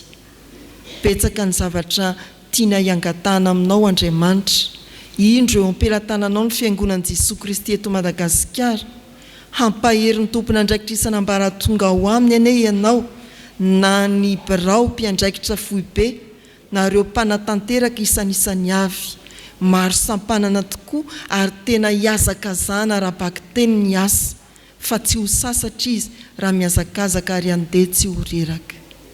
Tompo, fifaliana ho anay ny manambatra izany vavaka izany amin'ny vavaka ny zanak'Andriamanitra manao hoe rainay izay ny an-danitra, ho amasinina anay ny anaranao, ho tonga anay ny fanjakanao, atao anay ny sitraponao ety an-tany ho tahaka ny an-danitra. Meo anay io ny anina sahaza ho anay ary mamelany elokay tahaka ny namelanay izay meloka taminay.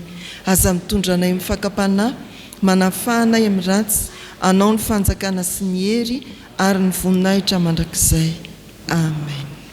Amen.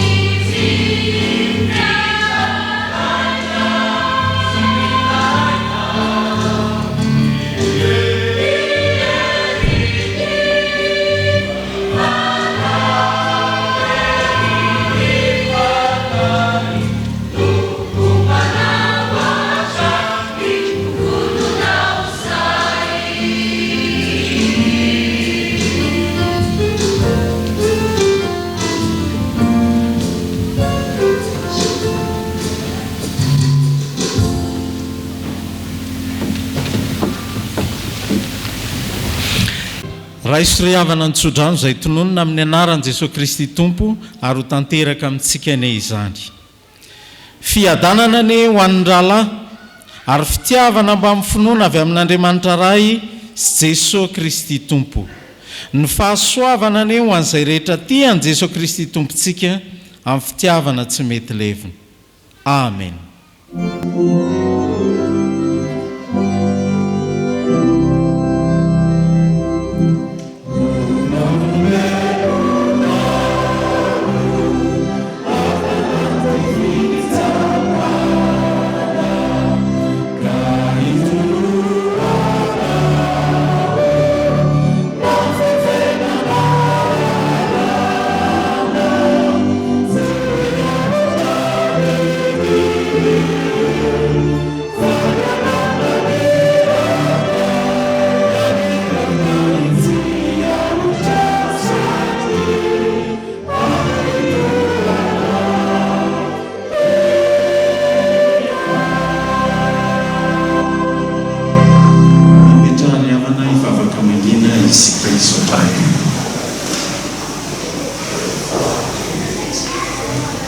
Hoan'Andriamanitra irery amin'ny voninahitra